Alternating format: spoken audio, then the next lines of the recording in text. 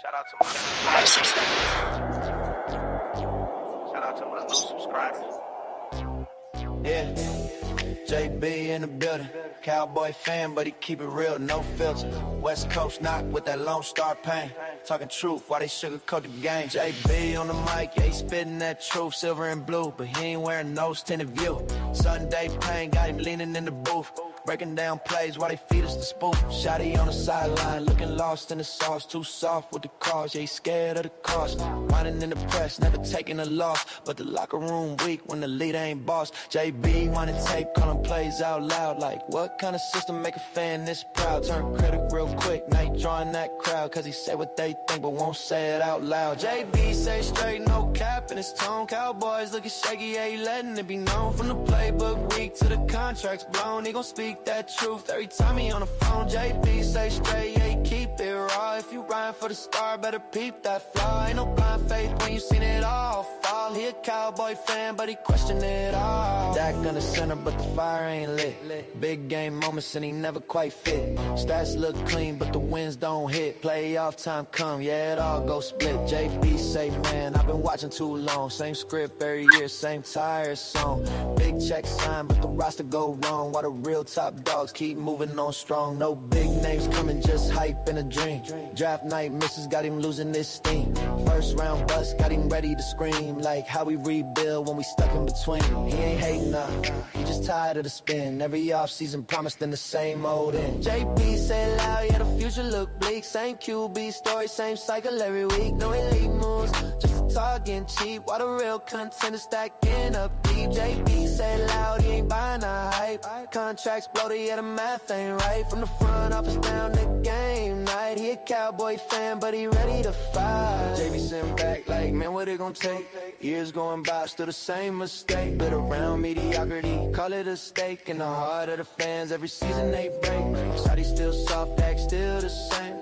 Front office moving like it's all a game. No aggression in the moves, no hunger for fame. Just collecting them checks while they ruin the name. JB got the podcast buzzing every night.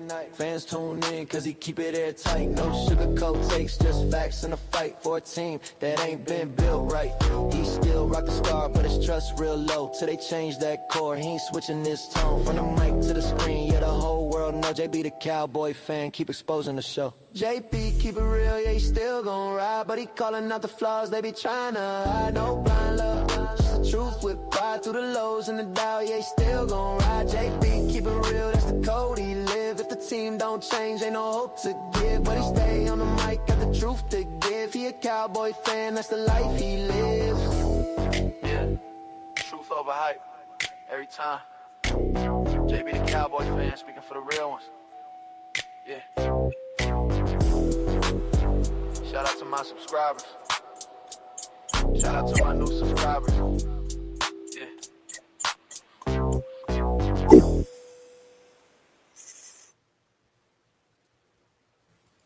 You, they're here to see you. They're here to see us. They're here to see us. Let's be special. Let's be strong. Let's smell greatness from the top. 1, 2, 3, 4, 5, 6, 7, 8, 9, 10.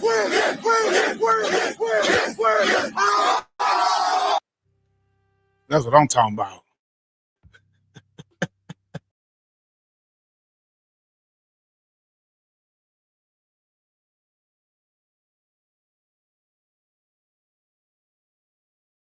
What's up, man?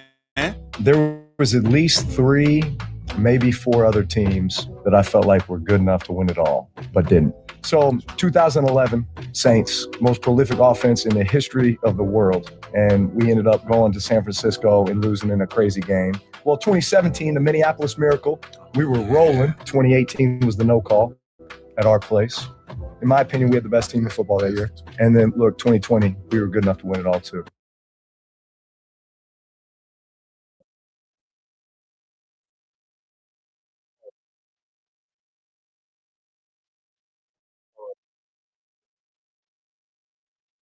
Let me get that off of there real quick, man.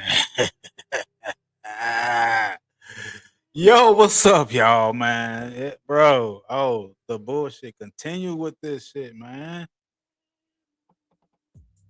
How this guy is better than Drew Brees?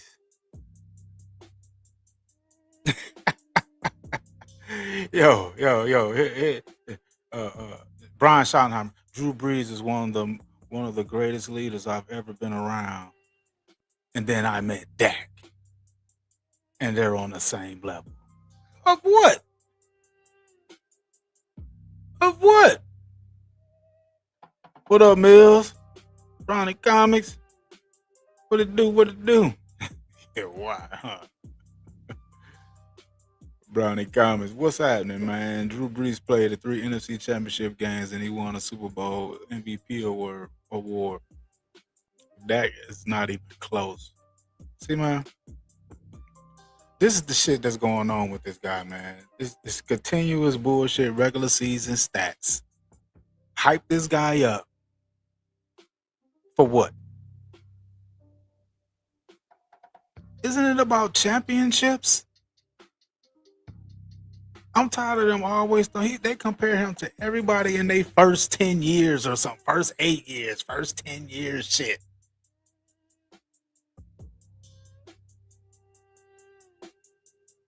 Not looking at the context of the games he played versus the sorry ass NFC East. And right there is showing you. In 10 years, this dude ain't even got a conference championship while Drew Brees been the 4 of them. Why the continual comparing this guy to other quarterbacks that's won Super Bowls? It's like this shit don't make no sense to me that y'all comparing his regular season stats. Regular season stats. When the quarterbacks, they compare them to all won Super Bowls. I mean, they just wish this guy was good. Just face the fucking facts. He is sorry. He is not on their level. They compare him to Tom Brady. They compare him to Ben Roethlisberger. They compare him to Aaron Rodgers. They compare him to all these quarterbacks with his regular season stats. This is what I talk about, the mediocrity and shit. They praise this guy for being the beast of the NFC East or owning it or wherever the fuck. That's regular season too.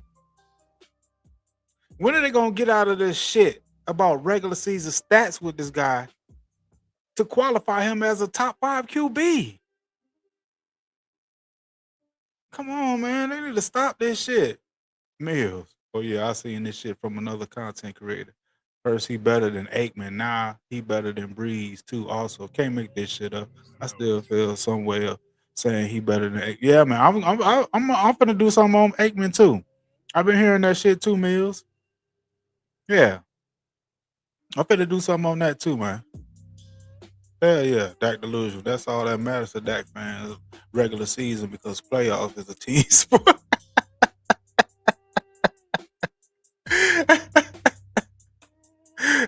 Facts.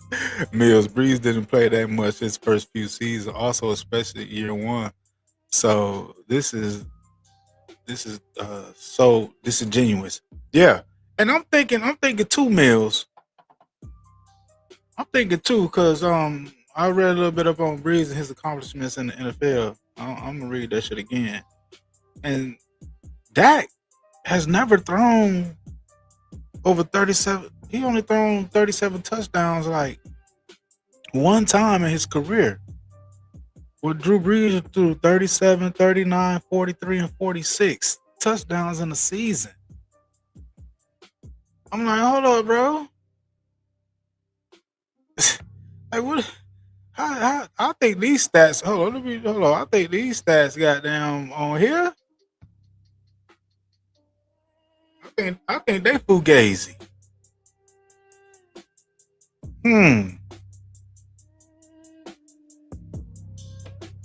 Oh, let me see if I can.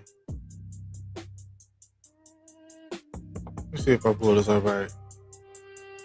Yeah. Let's see if I can make that shit big.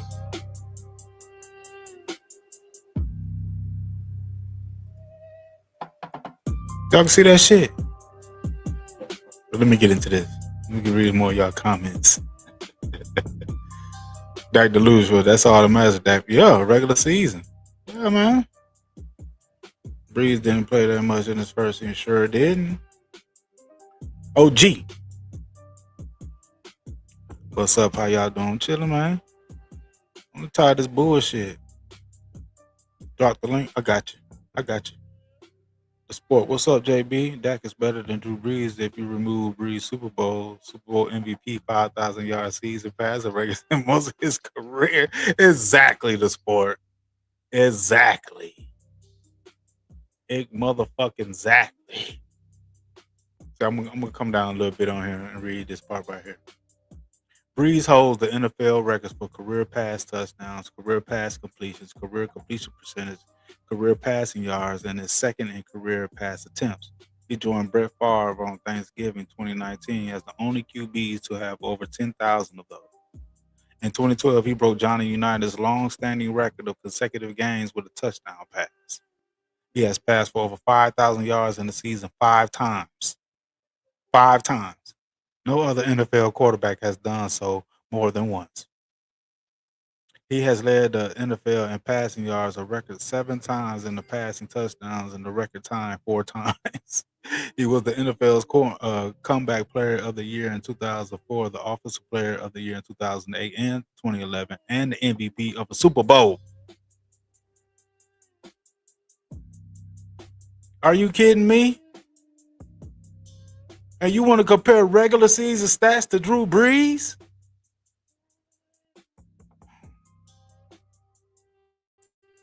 And I think these stats somebody put up here is kind of skewed, bro.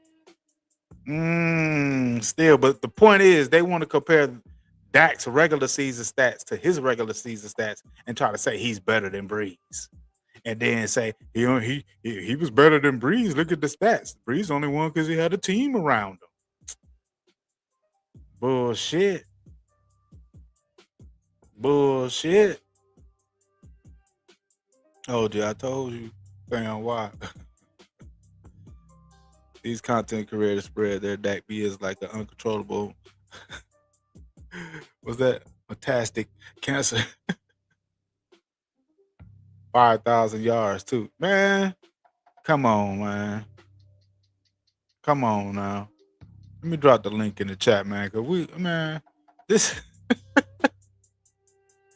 the continuous goddamn lifting up Dak Prescott and comparing him to all these other quarterbacks that won Super Bowl is fucking crazy. That shit is fucking crazy.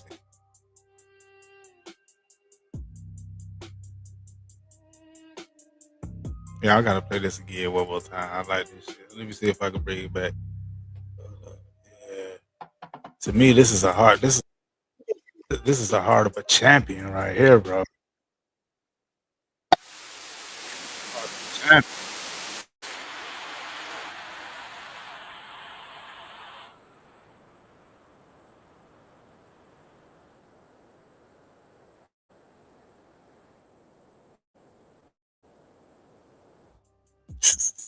Hold on. What?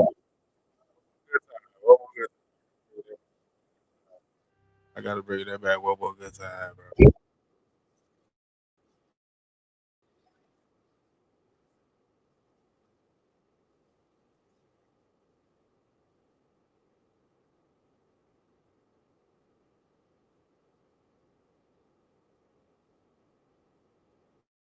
Come on now. What? That's a leader to me, bro. Not even just that. Just his play on the field showed me he's a leader, bro. I can't compare to him as a leader because he produced.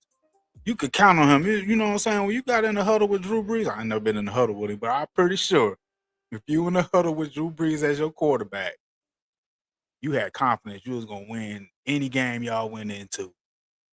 No doubt. No doubt. What up, OG? I'm just chilling. How you doing, JBZ? Chilling, man. What's going on with you? Hey, I mean, how's I my can't get sound? no. My sound okay? That sound good. Yeah, you straight, man. Let me say, I don't get no notifications, bro, when you go live, man. Okay, you got to come on, jump on with me one afternoon when you get a chance. Yeah, that's what I want to do, bro. But I don't get no notifications because I'm sub to your channel and shit. Yeah, I'm gonna have to grab the link and then I'm gonna have to text it over to you. Yeah, you got my yeah, text that shit to me. You got my number, shit. But what's up? Um, What you got, bro? oh yeah, so I've been watching camp. I've been watching a lot of shit. I've been watching a lot of Nord Nation. I've been watching Vosh. I've been watching a lot of these guys. They go up there and they go check the Cowboys out, and they don't. All huh? Oh, go. I ain't gonna bother. So you go up there, and then you.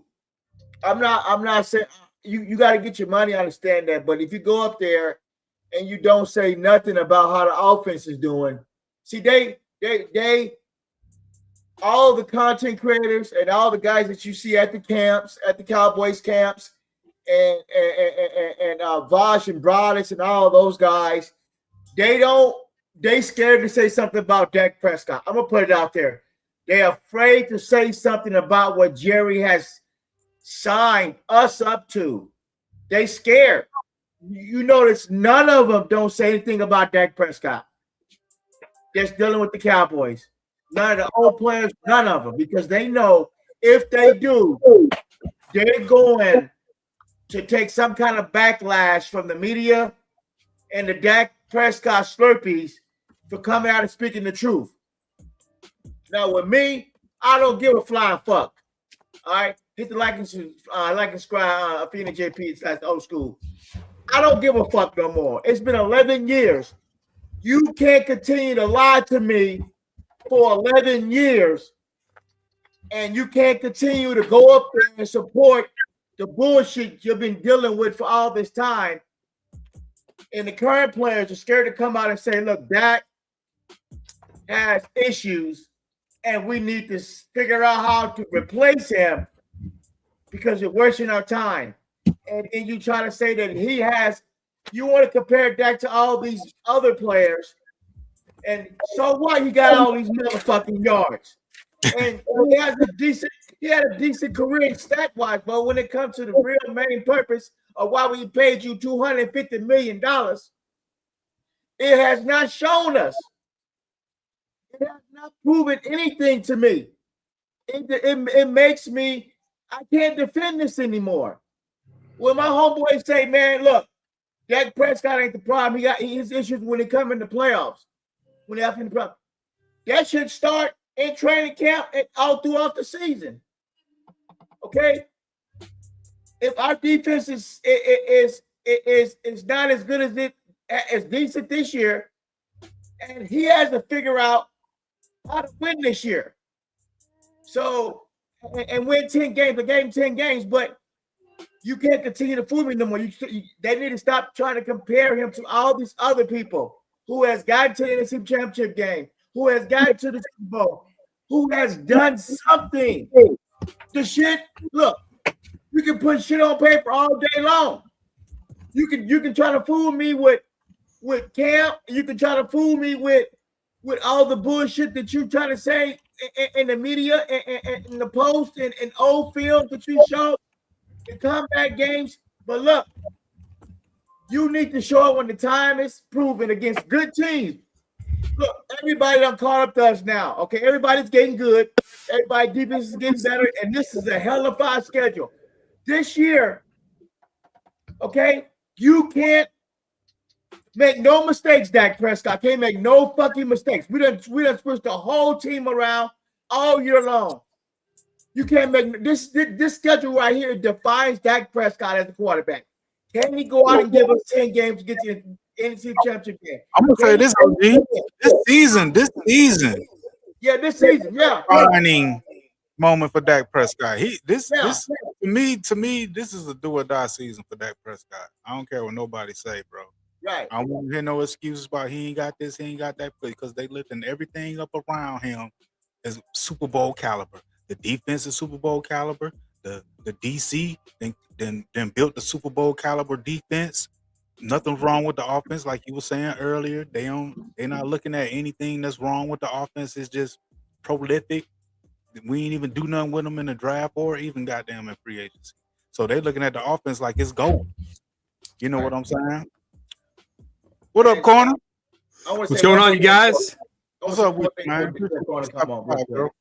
I'll let Corner go ahead and I'll address out the corner. Go ahead, Corner. Yes, sir. Yes, sir. Well, what's the topic? The same old thing, comparing Dak's stats, regular season stats, to these accomplished quarterbacks. For example, Drew Brees.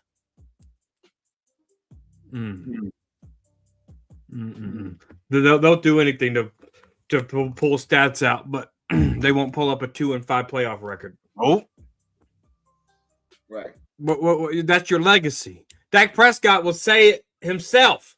The playoffs is your legacy. Right. I compare the regular season to a job interview. If you do good in your job interview, you get the job, and the job is the playoffs. And you want to get promoted, you got to go to the Super Bowl. no. You want to be the best, you got to go win that thing, right? But the problem is Dak Prescott lies on his resume. He lied in the job interview because the regular season Dak Prescott and the playoff Dak Prescott are two different things. He has multiple pick sixes in the first half in playoff games. Multiple. I don't care about regular season stats. The playoffs is the legacy. What can you do there? What can you do there? And JB, shout out to you, brother. Yes, sir. We made global news right here on your channel. Cowboys Corner. Cowboys Corner, a little viral over there on the Twitter Spaces. We ruffled some feathers. We hurt some feelings. Oh, did. But hey, we here. You can't bother me. You know, hey, he was talking about, turning down $100,000 job a year. I just sold $600,000 in 1 week last week. So, hey, we just on different levels, I guess. That's all it is. Hey, look. My thing with that was he clipped the goddamn 2-minute video of that clip of what you said. So he was must have been hurt of what you He said. was. You could only get hurt as if the truth was told. Yep. So out of that whole video, and I mean that whole live, and he said Hour and 40 minutes. He commented on my in the comments and said, "I watched all of this," and he wanted to go live. You seen the comment? Oh yeah. But he only clipped out your part. Hey.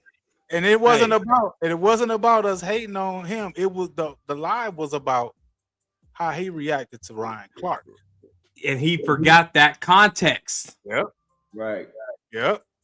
That's cowardly. He didn't That's forget. cowardly. He didn't put it in there on purpose. Yes. He didn't forget. Yeah. He chose to put that out to save face with his people. You can't cancel a nobody. You can't cancel a nobody. I sent him a message when he done that too. I ain't like how what he did though. I loved it. I loved it. Absolutely. I loved it because people know who the real deal is. I had some of his jabronis call me and say, "Corner, I rock with you heavy." I had some of his people at head corner call me personally and tell me I rock with you. Hey, but hey, I'm here. What's up? But in that video, man, he had a lot of his own people telling him he was wrong for that shit. And like when I watched it, I was like, damn, this seemed out of character for this guy. And his own people in his comments was getting on him about the shit. See, he ain't put that part out there. Nope. You know, it's all good. You know what I'm saying? So it is what it is. You know what I'm saying? He came back and made another video though. He did? Yeah, he did after that. Yeah, he kind of corrected himself. He said his character was out of line. That's what I thought in the beginning. That was out of character for him to come at Ryan Clark like that. But my thing is too, Corner. Look, I have my account on I'm Twitter, not saying you. but I ain't never really, I wasn't on it too tough. But ever since that video, ever since he clipped that shit, man, people been coming to my Twitter like, man, JB. Hey, and I'm gonna tell you something too. When he made that video, he went to Oxnard a couple days ago, and then he was not greeted too well. And they was, I think they was looking at him kind of weird though, because he normally stay about 7 days, about 3 to 5 days, 7 days. He stayed for a while, but now only stayed like 3 days this time. He didn't stay that long, so I think they was looking at him kind of weird, like, bro, like, yeah, be careful, bro. We don't know if we want you around here. So I heard his voice today. It didn't sound too positive. I listened to him live after here. Sums up. Shit, let me get the sport in here. What's up, the sport? What's good, man? What's going on with you guys? Oh, none. How you doing? Good. Just what's the topic today? Talking about Drew Brees and Dak. Yeah, man. Come on now. They trying to put Dak in the same round with Drew Brees. Even Shotty said some crazy shit. Drew Brees is one of the greatest leaders I've ever been around. And then I met Dak, and they're on the same level. Yeah, but see, leader. See that he didn't say player, he said leader. Those are two different things. A leader and a player are two different things. They're not even in the same category. They don't belong on the football field. He ain't even in the same category as a leader as Drew Brees, though. I don't even agree with that. Yeah, I mean to be a leader, you have to win, right? I think back in the day when we had a middle of the road defense and we had guys like Tyrone Crawford coming out and leading the huddle pregame, right? Like, and he was a mediocre player, right? So to be a leader, you have to win, not just in the regular season, but in the postseason as well. So, okay, you could say he's a leader in the regular season. That's great, But I think at the end of the day, careers, like you said, are defined by playoff success, championships, and Dak just hasn't done that. If you look at some of the quarterbacks that Drew Brees has beaten in the playoffs in his career, we're talking about Hall of Fame players, right? Brett Favre, NFC Championship game. They pretty much retired Kurt Warner in 2009 in that Arizona playoff game. Beats Peyton Manning in the playoffs. He beat Stafford, beat Cam Newton, when he was in his prime. So you compare that with what Dak has done and the quarterbacks that he's lost to in his career. With Jimmy Garoppolo and Mr. Irrelevant, Purdy, and then Jordan Love, as a big favorite at home, as the 2 seed going up against the 7 seed. So I think we would give Dak more slack if he was actually playing competitive in these games. But the fact that his play has just been so poor the last 3 playoff games, the margin, is very thin with a lot of the fans in Dallas, where they're just kind of growing tired of this stuff, especially when they start to compare him to Hall of Fame players. Samuel, what's up, man? Appreciate Hey, you, bro. oh, hey, JB, how's everybody else doing? All right. Good, man. Right. What you got on this, bro? Considering the kind of piggyback on the sports said, he does have a point that there is kind of a difference between the quality of quarterbacks from when Brees played from back then and to what Dak's currently playing with now.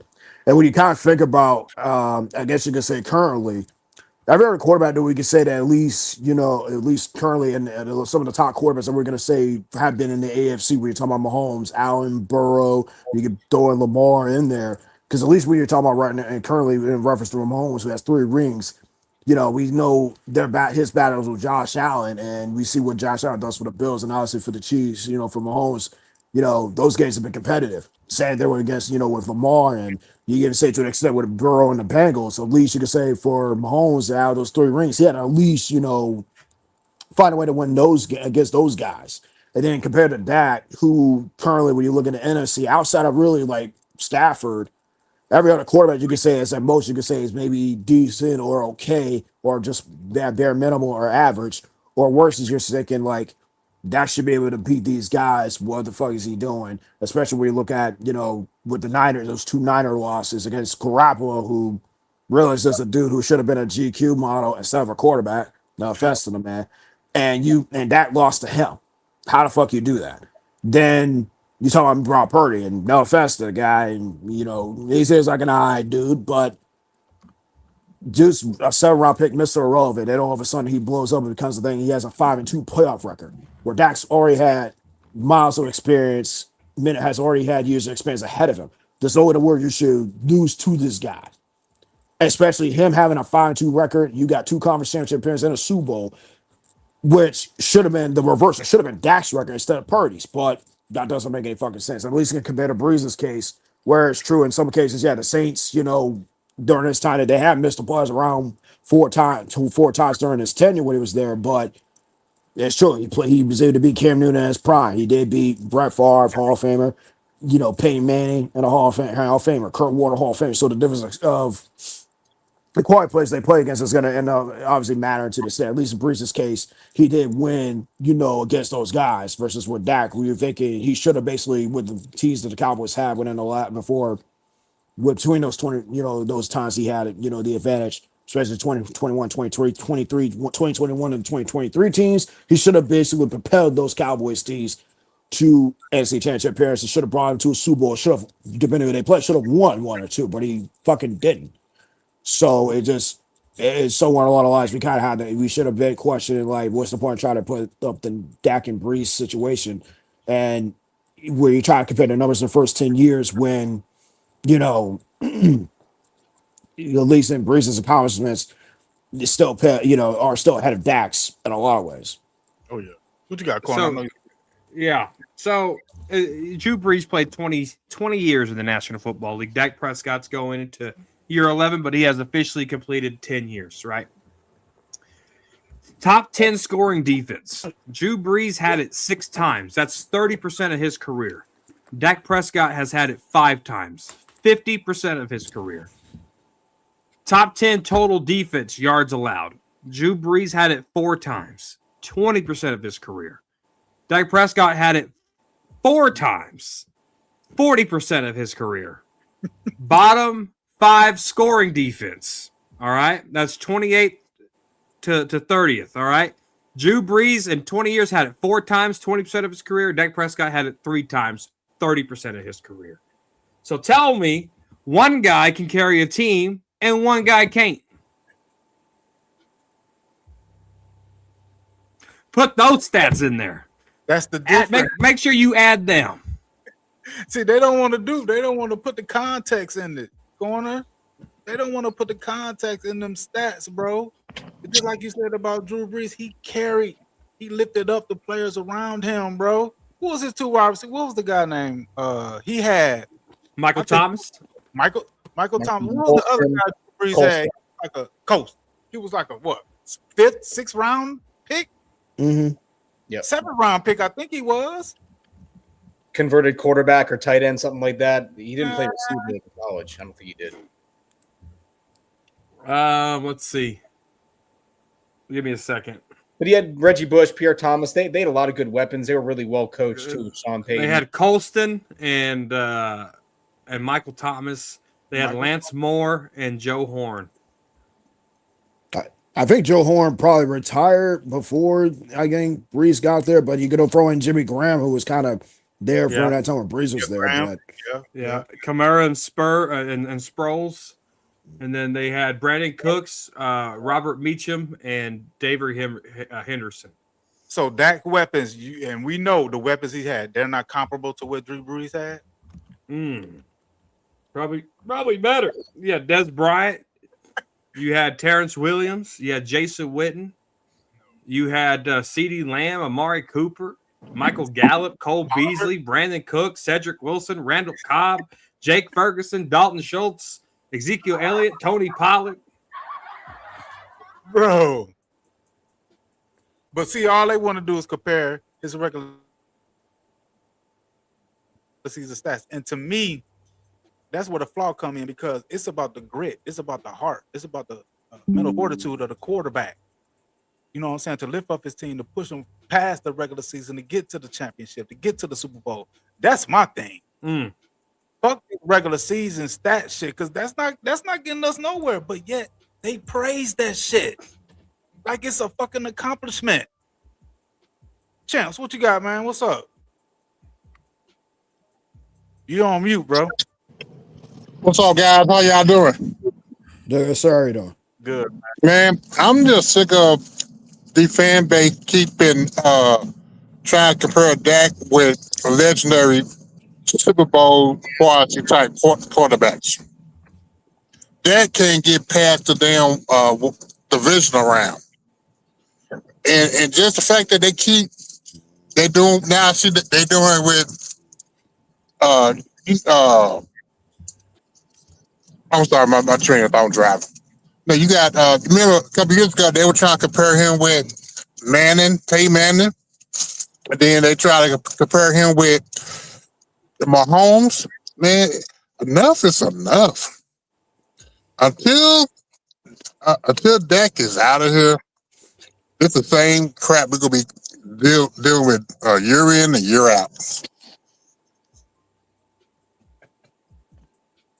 But no, they believe in him, champ. They believe it's everybody else's fault and he's elite. It's everything around him fault why we haven't succeeded. That's the problem. Oh yeah, another thing, they about to be pissed off next year because there's no way the Cowboys gonna sign Pickens to buy them signing Williams. Yeah. They need to trade Pickens, try get some draft picks back. But you can't tell that to the Dak fanboys or the court witnesses. They gonna be they got another excuse now for this food. It's gonna be another. They got to win more than 7 games this year. They got to try to get to the championship game with this new revamped defense. It's about that right now. So if they could figure out how to come up with a handful of plays to continue to run the ball this year and win some ball games and not have him throw all over the field, because he ain't gonna have a lot of time to throw this year at all, because they're gonna be on his ass because he's playing against some top-notch defenses, and all that throwing 4,000 yards, that ain't gonna happen this year. If they continue to throw the ball this year like they did last year, he's gonna get injured, he's gonna get hurt. And when you sign somebody to that much amount of money, see, Dak Prescott got to be careful. That's what I told you about this contract. You got to be careful when you sign for this kind of money. That means, are you even worth this kind of money? When you do this kind of thing, everybody's gonna talk crap to you because they pay you $250 million and you haven't even earned that, but you don't even have earned half of that for that kind of contract. So you're gonna see the problem when he get injured, when he get hurt, he continue to get on the field and he continue to hurt the team. So when you sign yourself to that kind of money, you are putting yourself in harm's way, and he'll continue. And if he want to try to convince me so bad that he's the man, we will be down 21, 28 points in a game, and then it still be out there on the field to try to convince us, try to earn his money. But instead of letting somebody else come in to try to say, hey, see what somebody else could do, he'll stand in the way and he'll play the whole game until 5 minutes left in the game. He'll take his ass out.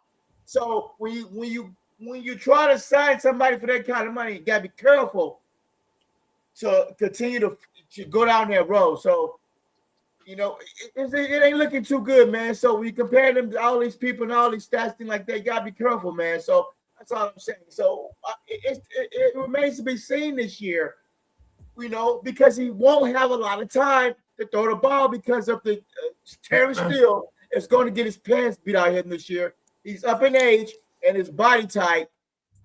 He don't know how we can hold on that right side, but I feel that he make an injury this year. We'll find out though. You gotta be careful. I'm very excited. I'm very excited to see what the offense gonna do, and I hope they got to figure out something quick because the season's up. It's coming soon, so we'll find out though. We'll find out what Scotty and Dak. It's gonna be the Dak and Scotty show.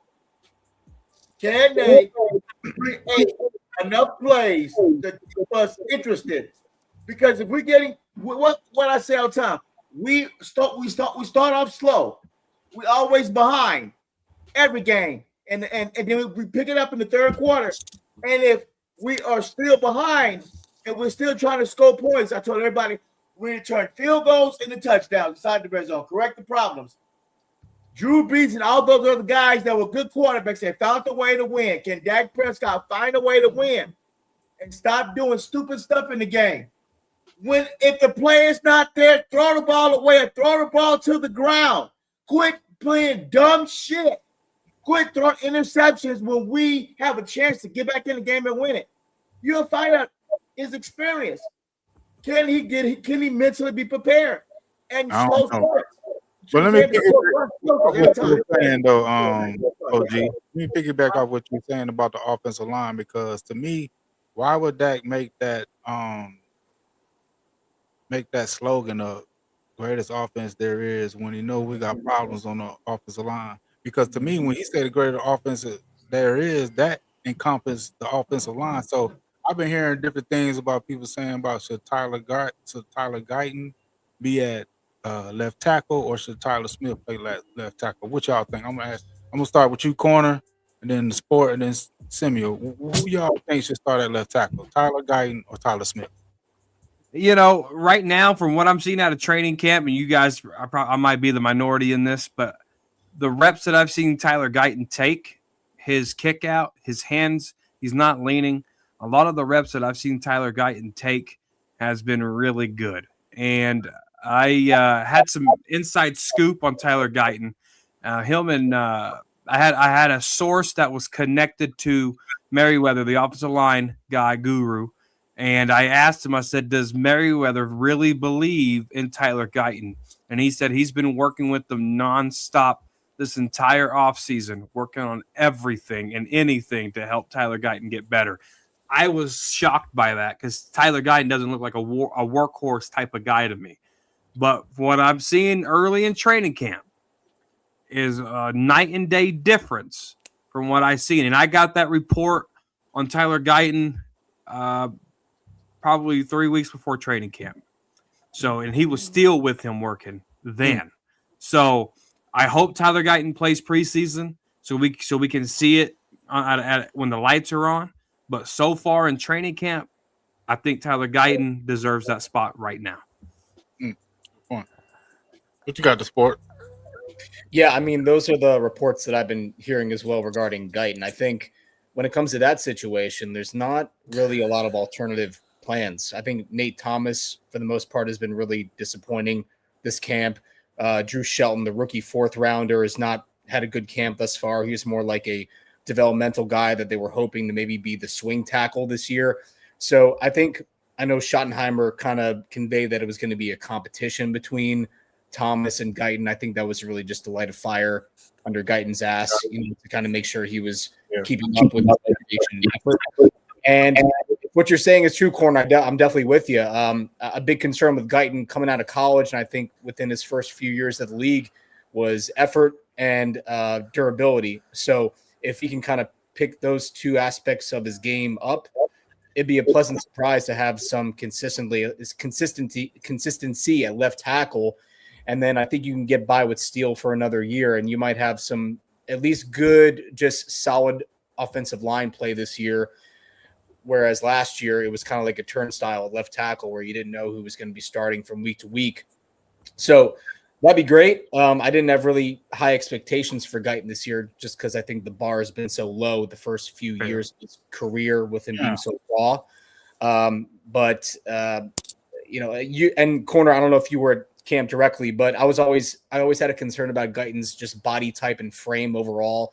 He didn't really he had a solid base. I didn't like just his overall build as an offensive lineman, but as he gets more reps, he's going to get stronger. As he gets more into a professional strength and conditioning program, he's going to get stronger. So this is a big year for him, year number 3. So I know that, a lot of old school coaches, I think Tom Landry said, if you don't know about a player by year 3, then you pretty much got to cut ties and go in a different direction. So I'm hopeful that, he has a pretty solid year and that most importantly, he can stay healthy.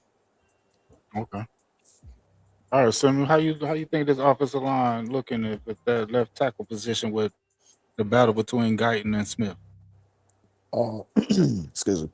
More than likely, from same thing from the others, it's more likely going to be Guyton. So even in 2025, to be fair, he was starting to make some progress. The only thing that hurt him was just injuries. And, Isaac Nate Thomas, had a few moments, but sadly enough, I was hoping to get, him to be at least be decent. I wasn't expecting, that'd be great, but at least be decent. But Scott's issues there. And of course, Shelton, he's a fourth rounder. You hope you get something good, but of course, I'm struggling. Obviously, but then again, him being a fourth rounder, going late in there, it was to be expected. But I think with Guyton, from what I've heard, it's good that he's starting to make progress because we need him to make progress to stay healthy. Because if he continues the path he's on, and if he gets played for a whole season, we already solved our left tackle situation. The only thing you have to worry about is really you could go in the next season onwards. Outside, you could say, what happens with George Pickens in the receiving court, in case, Pickens leaves is, the easiest thing to do. We could find a Stewart, Terrence Stewart replacement. If Stewart's going to be doing still things, we can at least, get a right tackle, get a quality right tackle in free agency or the draft and look at that and just have that part right now. Because at least with Guyton, him being healthy, him playing well, matters a lot because that's the hope that not just for that's that one of the paths to success for this team, not just for this year, but in the future as well, is that Guyton stays healthy and he plays well. Can he be Tyler Smith? Of the past, be a Pro Bowl All Pro? I don't know. We hope that, but he doesn't have to be. He's healthy and he's productive. Excuse me, that's good enough for any left tackle in the league. If he finds a way to become a Pro Bowl All Pro like Tyler Smith, that's a bonus. And that's going to matter a lot down the line for the team. Okay. So real quick. So are we benching Tyler Smith or moving him to left guard? What are we doing with Tyler Smith then? If we see the left tackle spot set up for Guyton, what we gonna do with Tyler Smith? Oh, he's a starter at left guard. Yeah, he's an all-pro at left guard. He'll just stay there. That's where I think he was going to play anyway this year, unless Guyton looked really bad in camp. Maybe that was like the contingency plan for Tyler Smith.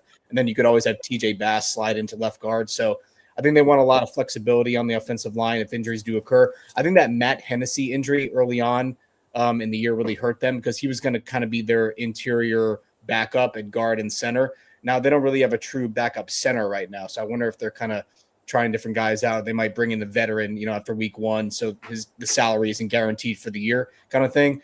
But I think you're pretty much set. I think, hey, Guyton's in a good situation to thrive. He has an all-pro guard right next to him.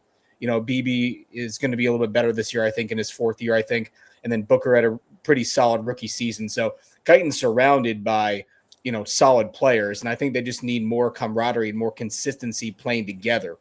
So that's why Guyton has to stay healthy for this to kind of gel. So, I'm cautiously optimistic, I guess you could say, about the offensive line, but we'll wait and see. Okay. Hey, let me read this super chat real quick from your boy Mike. I'll let this shit go through this. Your boy Mike, I appreciate you, man, for that $9.99 super chat. Dak has everything a QB could want. Great wide receivers, great running backs, solid tight ends, great lines, and he's also had great defenses. Even despite that, he still chokes. Drake May has more playoff wins than Dak Prescott. Yo. Yeah, that's crazy right there. I appreciate that super chat, man. But this our offensive line, man. To me, I've been, hearing and seeing it's a lot of things that's going on with it that you guys, and I still see it's quite not like it need to be. But my thing is, why would Dak Prescott, knowing what's going on, if we could see it, and him playing behind them, why would he make a statement like that, knowing that we still are searching for the key starters to play at these particular positions that's going to make this offense the greatest offense there is? That's the thing that gets me about this guy. He talks shit so much. And it's like he don't even evaluate his own team that's around him. It's like he just spit the shit out. Like it's like he got a YouTube goddamn channel where he just talks shit for likes and clicks. I'm like, do you not assess your team before you make statements like that? I don't get that shit, bro. And then you got people posting shit on, Twitter and Facebook about comparing him to all these other quarterbacks and putting up all his stats and shit. But yet, when you put up the most important stat, they duck from that shit. They never want to acknowledge it. And if they do, they blame other people for it. It's so many things on this offense that need to be fixed, bro. Offensive line, what we just talked about. Even we could have brought in a young running back. Something to give this. We don't know what Blue gonna do. We don't know what Maffa gonna do. We don't know because they didn't even play last year. But you see all these training camp highlights. Oh, look at Blue. Oh, he's going through the defense. Oh, look at it. He's so fast. He ain't even played no real games last year. Maybe he got in the game once or twice of this here, or here and there. But there's so many things to me that still need to be, critiqued on this offense because our kicker is kicking too many motherfucking field goals, and they are accrediting his points to our offense, knowing that our offense got shut down plenty of times. So that's where I'm at with this shit, man. That's why, I go live and make my videos about this guy and what the shit they be saying because our offense was not prolific last year. It was not prolific. And for him to come out and say shit like this is another thing that I'm going to see. And they're going to show us that this is going to be another failure season, man. I see 7-10. That's it. They just need to figure out what they're gonna do on the offensive side, man. Guyton, when you move a player, he goes to college. I don't know if he played in high school and college, and on that right side. But when you switch him over to the left side, just all of a sudden switch him and want him to play on the left side. That's hard to do right away. And you saw that it's not working out on the left side. So try to switch and try to do something different, and try to let them compete. We're still on the right side. And when they start, I'm confused why they do this. They bring a guy in and they want him to play this in a position. He played his whole life at this position. They switch him over to this position. I'm confused because now you're trying musical chairs and you're messing with the offensive line. So let him complete with Steele, see what he has over there. And if it doesn't work out, then trade him. If he's not working on the left side, because he's getting caught up with penalties and getting beat, off the line of scrimmage. And this continued to be a problem with him, footwork and then power in his lower body and getting himself positioned right on against his defender. So they're going to have to switch him up to the right side, see if that work out. If that ain't going to work out, trade him or let him go and start over. If you're going to continue to go down the line, man. But we'll find out more about him because this year he's not playing against no Rudy Poops. He's playing against top-notch pass rushers, the Texans, the Baltimores, and even the Giants. These guys are coming for him, man. So it's just remain to be seen. I hope, I'm praying for him to get better in what he do, but he has to show us on the field, and quit doing the silly stuff, it's looking good and it's looking decent when he does all this stuff that he's doing off the field, training, things like that. He's putting in the work, but can it transpire over to in the games? And that's what we're waiting for that to happen. Are we ready to give up on it? No, I don't want to give up on him yet. I want to see what he has on the right side, but we need to figure out. We need to come up with a plan B with Guyton and to replace Terrence Steele because I'm about tired of Terrence Steele over there. And I would like to see Smith on the left side. I don't think Smith he's guard he's decent at guard. I think he's better to protecting Bumscott's blind side on that left side, but Bumscott. Yeah, Bumscott. But that remains to be seen here and coming up in these tough challenges because this is a difficult ass schedule, and we're playing against top-notch defenses. So I'm gonna see how well we do. We got to correct the issues in the red zone and blocking in the scheme. Why? And penalties. Penalties is going to kill us this year. But this schedule is so brutal. If they don't correct the penalties this year, and all the content creators, everybody ain't saying shit about how poor offense was last year inside the red zone and issues we had. I cannot believe that they're ignoring this shit. This is crazy. And if they come out there in the Giants and throughout the season could and do the same shit that they did last year penalty-wise and not correct their mistakes, I'm gonna say this is a failure with Scotty. That's what I'm gonna say. This is a damn shame. It's a damn shame. We're back to our old habits again. That's how I feel about it. Did you just say Tyler Smith was decent at left guard? I mean, he's held his own, but I think he might be better on at left tackle.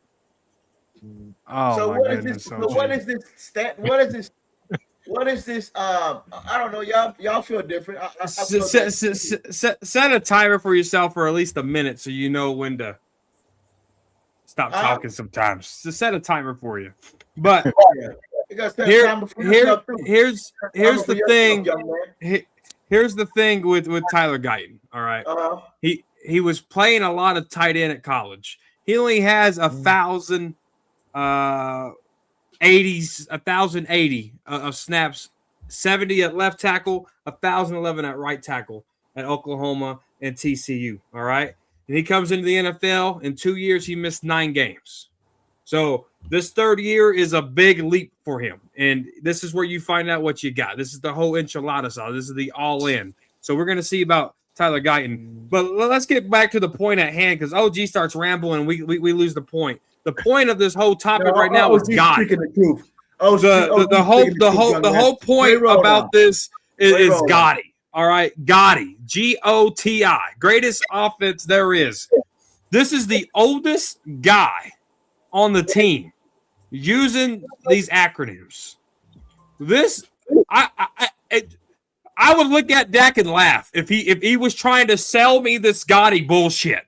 You're the oldest guy on the team, and you expect me that Gotti just got to put a fire in my ass? You might as well just put monkey powder in my damn locker, like Mike McCarthy did.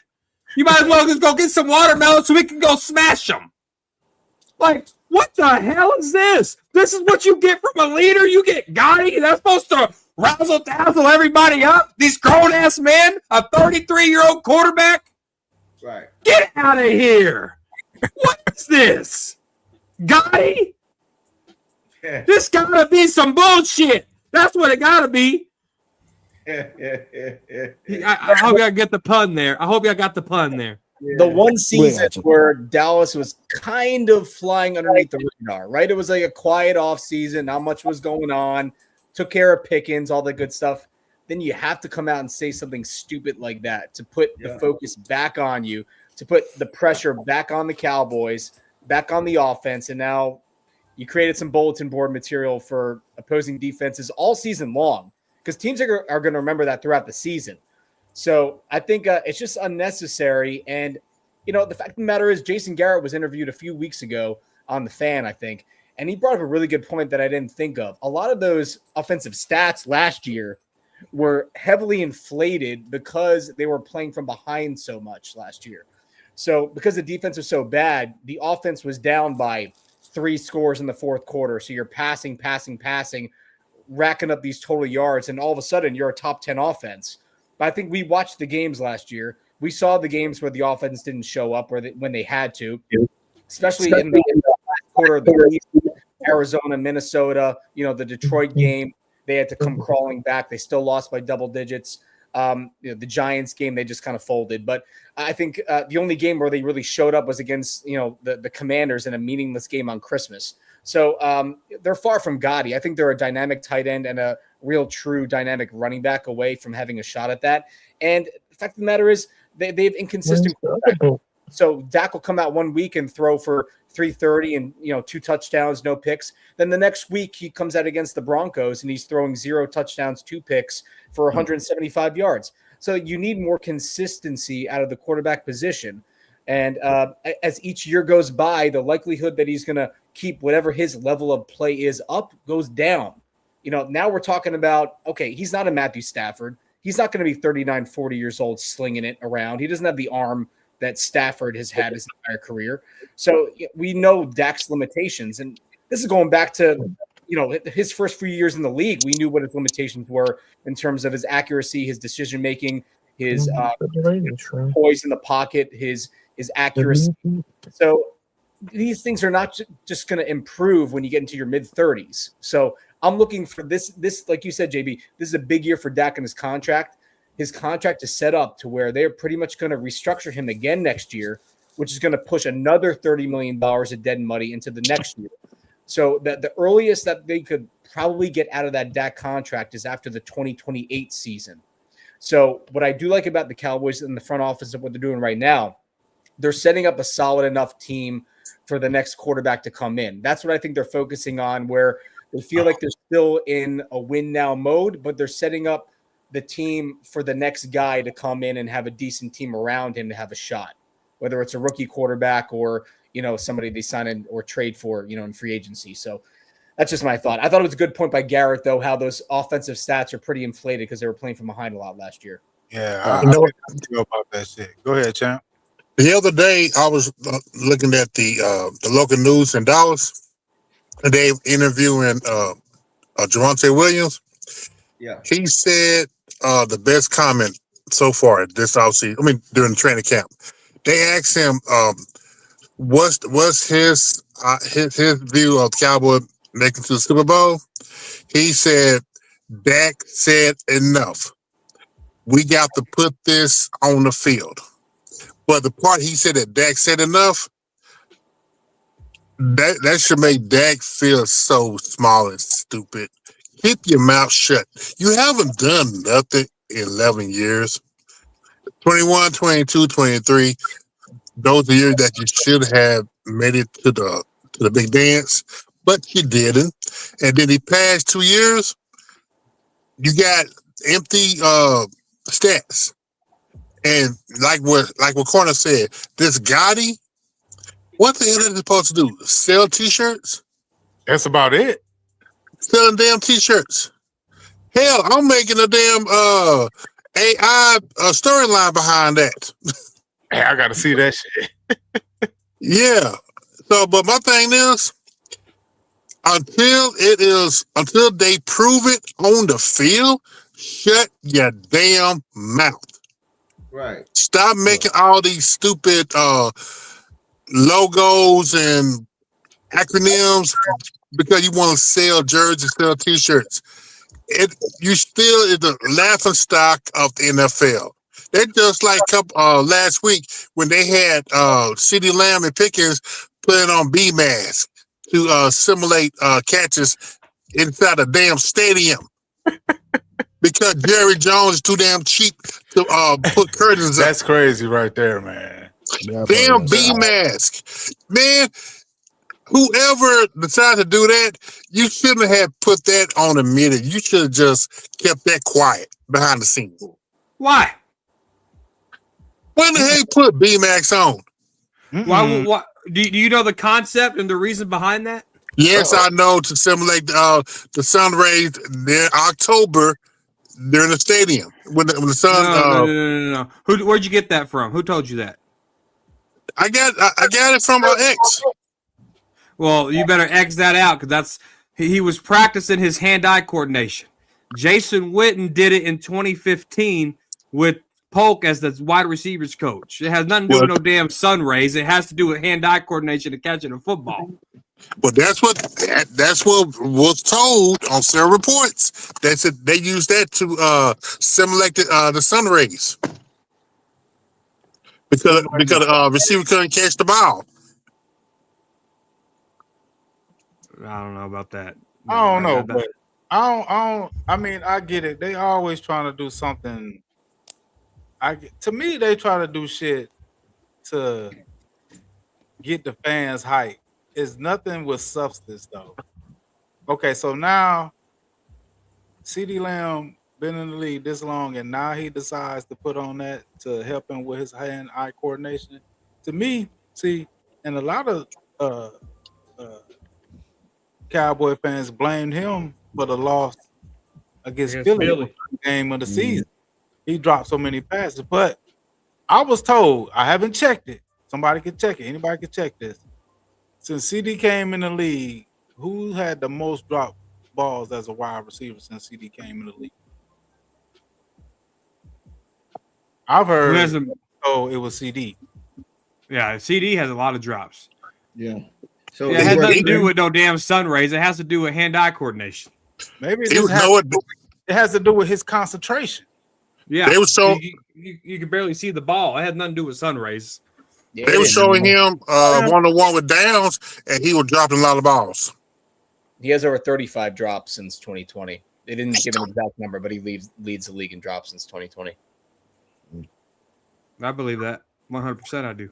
That's more than hand and eye coordination, man. That's to me, he not being focused when he need to catch the ball, or he could be trying to make some extravagant plays from an inaccurate quarterback that he dropped some balls too. I mean know. that. I think that play. I think a lot of that. I'm sorry, Dan, Jack. I think go ahead. some of that plays into it. You can say it's 50-50. You know, some of the drops you can say Lamb. You know, get sloppy when he should have. You trying to make a huge review instead of just thinking about catching the ball. You know, you sometimes drop. You know, you sometimes think you try to go for the big. You try to go for the great plays that just make the simple catch and do what you got to do. Like as Jimmy Johnson one point said, "Don't be pretty, be good." And that sometimes that's better than that. If you can make it, you can make it. And some of that is on his own there. But obviously, you know, as we've seen with Dak, you know, over the years, and a lot of times we know that he doesn't time his passes. He doesn't anticipate. He doesn't time his passes very well sometimes. And no wide receiver, no matter how good they are, the whole goal is always, they say about anticipation, is that you throw it to a spot where they're supposed to be and you throw them open. So the receiver sometimes, you know, doesn't have to think about stopping and catching the ball. The only thing they had to worry about is keep running, locate the ball and catch it, and they can still turn off field and try to get away from the defender that's trailing them as best they can. And they need the quarterback to do that. Sometimes we see that throw medicine balls, and sometimes that put the receivers had to do a lot more than they should or would have. Because think about the Pickett's play in the second Cowboys-Eagles game where he was able to make that play in two defenders. And somebody made a reference that, you know, if Dak sees that play earlier and throws Pickens on early and just lobs it up there, a good pass, all he has to do is just run and catch it. And he just takes off, runs, and scores. Now, that's a great play by Pickens. I like it.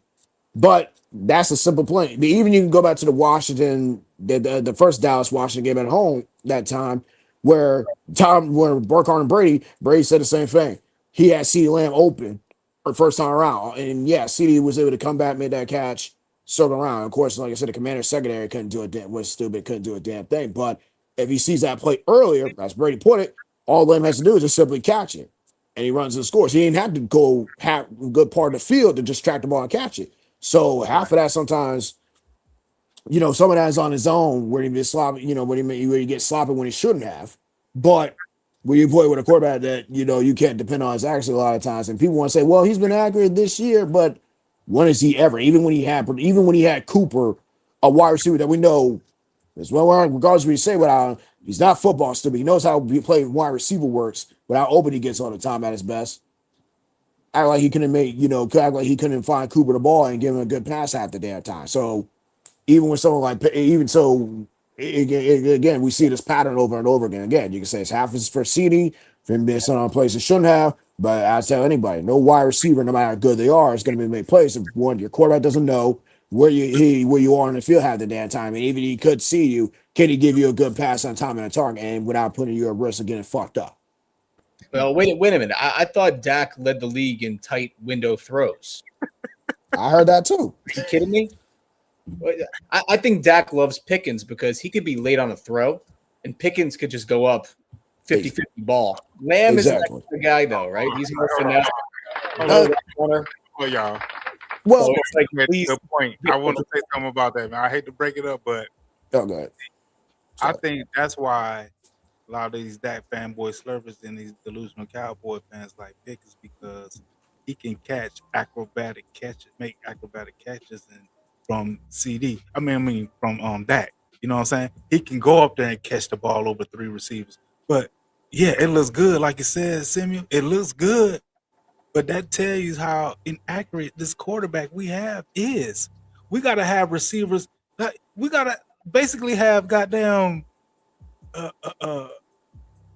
top number 1 goddamn Megatron type receivers to play with this guy. Like, that can just catch anything anywhere. Their catch radius got to be goddamn so far. And then when they throw it, it's, oh, look at the pass by Dak. Oh, he got it. Like, come on, bro. That was the receiver that had to catch a bullshit ass pass. Mm-hmm. Yeah. They just said in a jab, which kind of finds it ironic when you look back to, well, when Dak first came into his first few years in the league, when he came and he had Dez, who more or less was about that same type of receiver, albeit Pickens, you could say, is a little quicker and faster, but Dez had no problem. Roland Dez had no problem making it work. They connect from around the time they play together. You know, they've had 50+ touchdowns. But if that's the case, if that was so good, how the hell he couldn't make it work with Dez? And, you know, all of a sudden he's making it work with Pickens. And you're right. Pickens is, bigger. You could say he's a bigger, quicker, when it's taller, a quicker version of Dez, where he knows that he has a receiver that can catch whatever because, he can depends on it. And that's why his confidence, boosted. And he all of a sudden, all the crazy shit he talking about right now is boosted because he has somebody like Pickens that can actually give him, that can catch whatever, and he wouldn't have to do anything other than just put him within his vicinity and make the catch. And sure, people say that receivers, it don't matter where it is, you got to catch it anyway. If it hits your hands, you got to catch it. Well, I mean, sure, but now just because the receiver makes that catch doesn't always mean that a good pass. And sometimes, look, quarterback, that means that they're able to make that catch a spot up, not because of it. So. But if Dak was so special, he could have been done that same shit with Dez. He could have produced with Dez the same way Romo was able to make it work. But again, Dez being out kind of during that time so exposed his own limitations of their certain throws that he can't make because of his own limitations as a passer in terms of being inconsistently accurate. So people are getting caught up in the Pickens side. People forget, like, again, you could put Mahomes with Pickens in Kansas City. He could easily put up the same numbers and then some with the Chiefs, but that's because he actually has somebody who can actually give him a catchable pass and can be on time or target his passes than Dak. Probably do more. Exactly. Shit. Because he couldn't do nothing with Cooks. When Cooks had 1,000-yard receiving with 5-6 different quarterbacks, he still had 1,000 yards, but the only quarterback he couldn't average 1,000 yards was Dak. And they blamed Cooks for that shit. Mm-hmm. Man, it's on the quarterback, man. That's the thing to me. That's it right there. That's why I'm like, man, this comparison, just leave it alone. Stop talking shit about this Gotti shit. Man, you got to go out there on the field and prove it. Show your work. You shouldn't have people defending your play by making videos about it and talk about it on their goddamn podcasts and their live streams. You should be able to go out there on the field and show your work, bro. You should be able to prove to anybody that you can make it happen by getting to the NFC Championship, by beating good teams in the regular season. Not somebody just giving you the hype because you put up some numbers. Like, I don't believe in that number bullshit, man. I'm done with that. I'm done with them posting his numbers and he's equivalent to this quarterback because his numbers might be a little bit better in some categories. Nah, I ain't with that shit. That shit need to stop. Yeah, Miami's on hospital balls. That's what he throw to our receiver. That's why Dak Prescott needs 2 number 1s that are beasts. He can uplift receivers. And you want to compare him to Drew Brees? Just think of the receivers that Dak Prescott had versus the receivers Drew Brees had. Y'all answer me this, panel. Who had the best wide receivers in their career, Drew Brees or Dak Prescott? Wacky Dacky. Yeah, Dak. But yet they not want even close. Not even close. There's no way. I would only say that Breeze had better coaching throughout his career. That's all you could say with Peyton. But other than that, I think Dax had more than enough talent around him. That's definitely comparable to Breeze. I could play devil's advocate on the coaching thing. I could. McCarthy? No, he got Jason Witten got Coach of the Year with Dak Prescott and Zeke Elliott. Then you had Mike McCarthy there. You had Kellen Moore, who went and 2 years later, after getting released with the Cowboys, won a Super Bowl as offensive coordinator.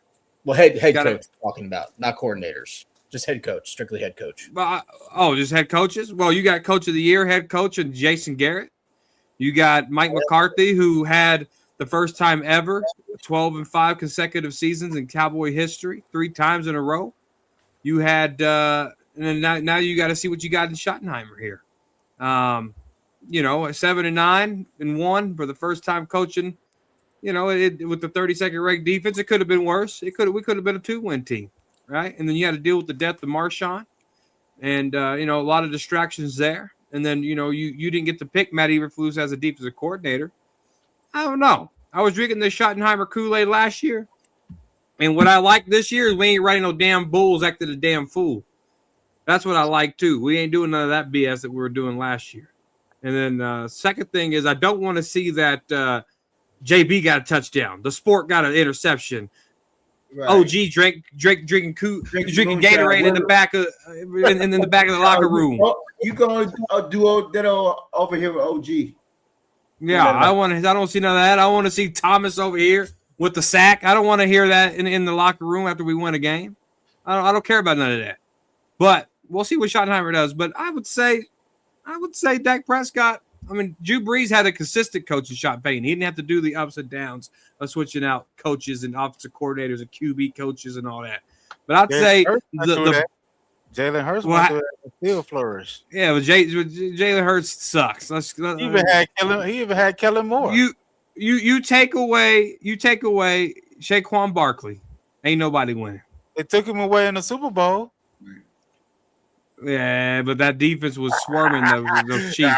They took Saquon away in that Super Bowl, bro. And Jalen Hurts made the throws. He made the plays when it was needed. And that's what I'm asking for Dak Prescott. Yeah, Jalen Hurts, F-U-C-K, F those Eagles. Fuck the Eagles. But you got to give respect to what that man has done, bro.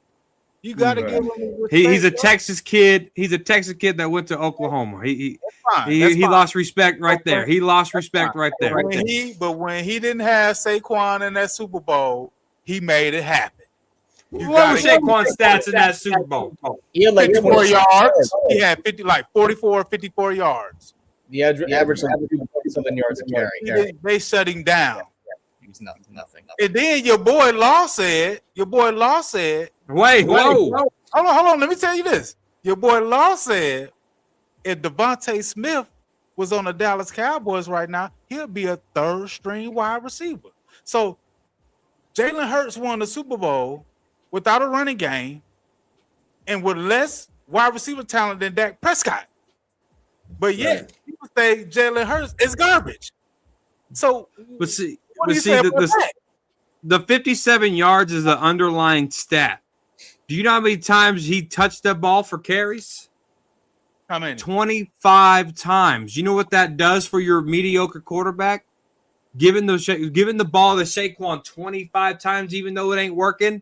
That's the genius of Kellen Moore. That sets up play action because even though you're still stopping him, you're still feeding him the ball. So when you're not when you're not giving, that's play action, baby. Let me see how many play actions were done in that Super Bowl. It don't matter. He still stepped up when he had to. It don't matter if he was mediocre or a bus driver. He stepped up, got the shit done because he didn't have a run game, and he played with a less wide receiver talent than Dak Prescott.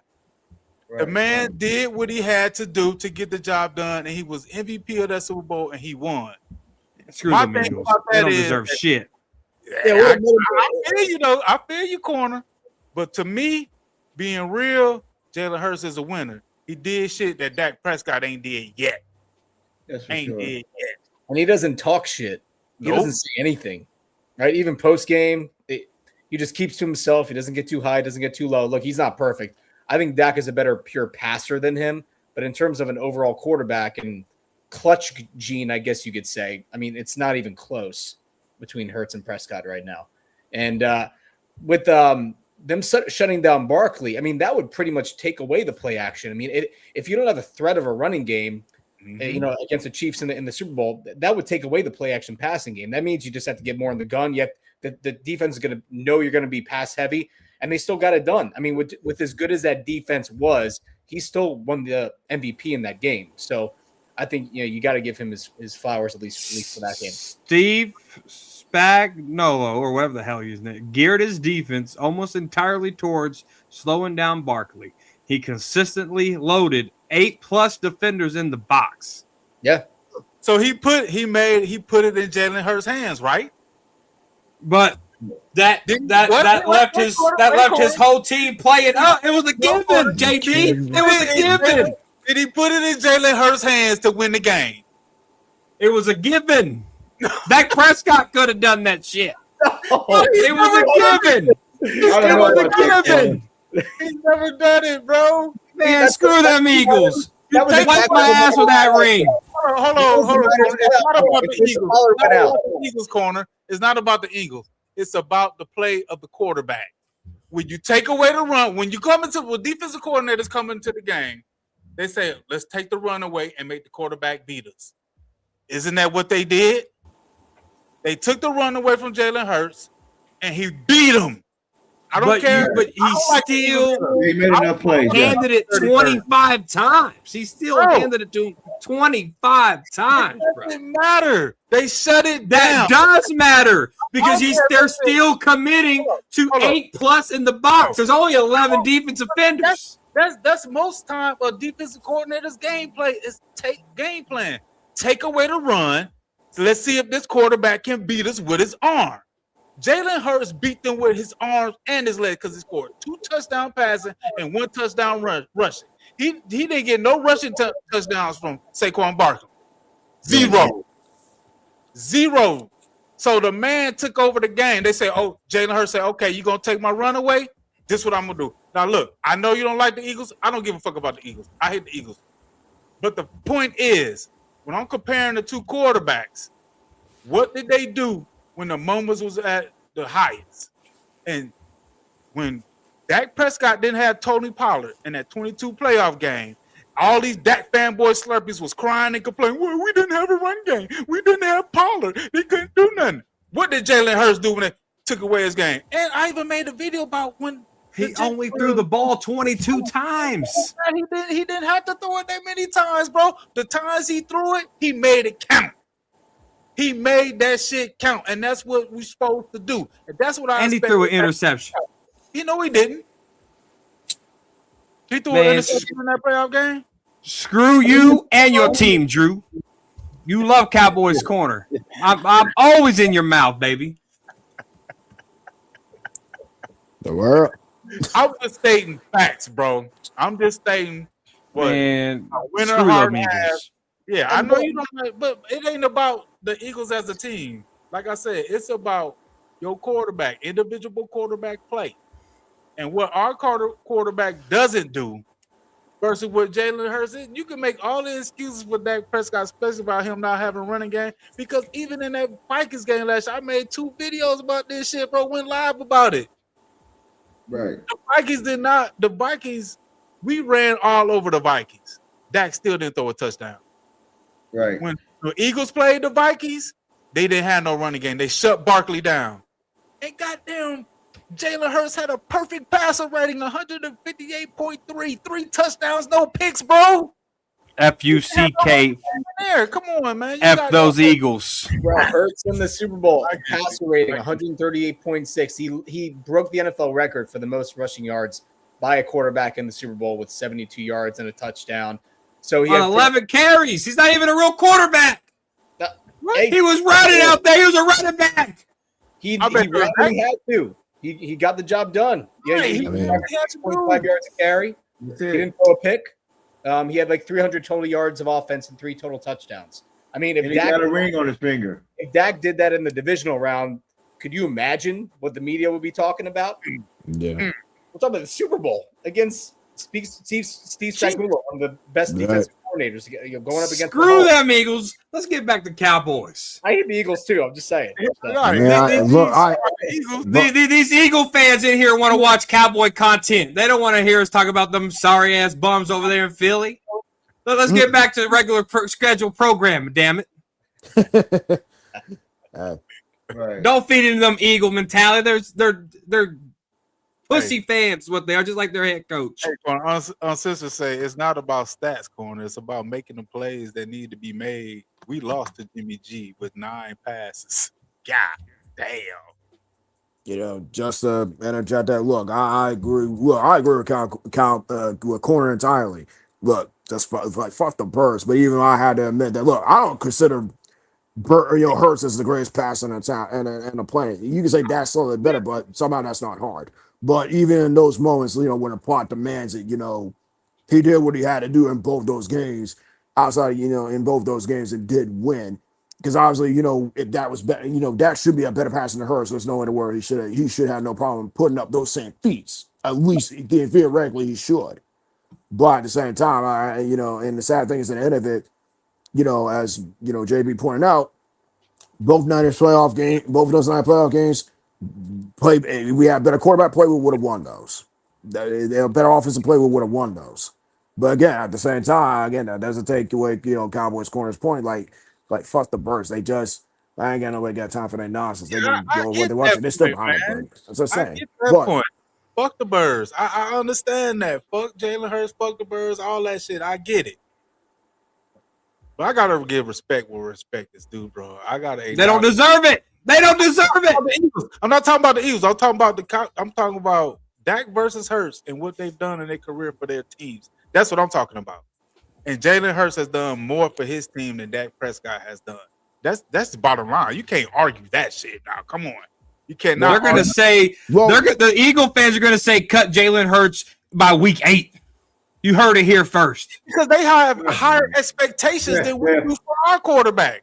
We got nothing but Slurpees and delusionals puffing up our quarterback, comparing him to people like Drew Brees. But we know the truth. We know the truth. What's the truth? We know the truth. We know the truth. We know who Dak is. We know who that is. But just give it time. Those sorry ass crybaby fans will be booing Nick Sirianni that offense by week 8. It's gonna be on national television, probably against the Cowboys, like it usually is. And we're gonna take them to Smacktown, Hometown, baby. That's just what it is. We're gonna split with the Eagles, bro. Man, we're gonna whoop they ass. We're gonna sweep the Eagles. Every year we're sweeping the Eagles, and that's on period.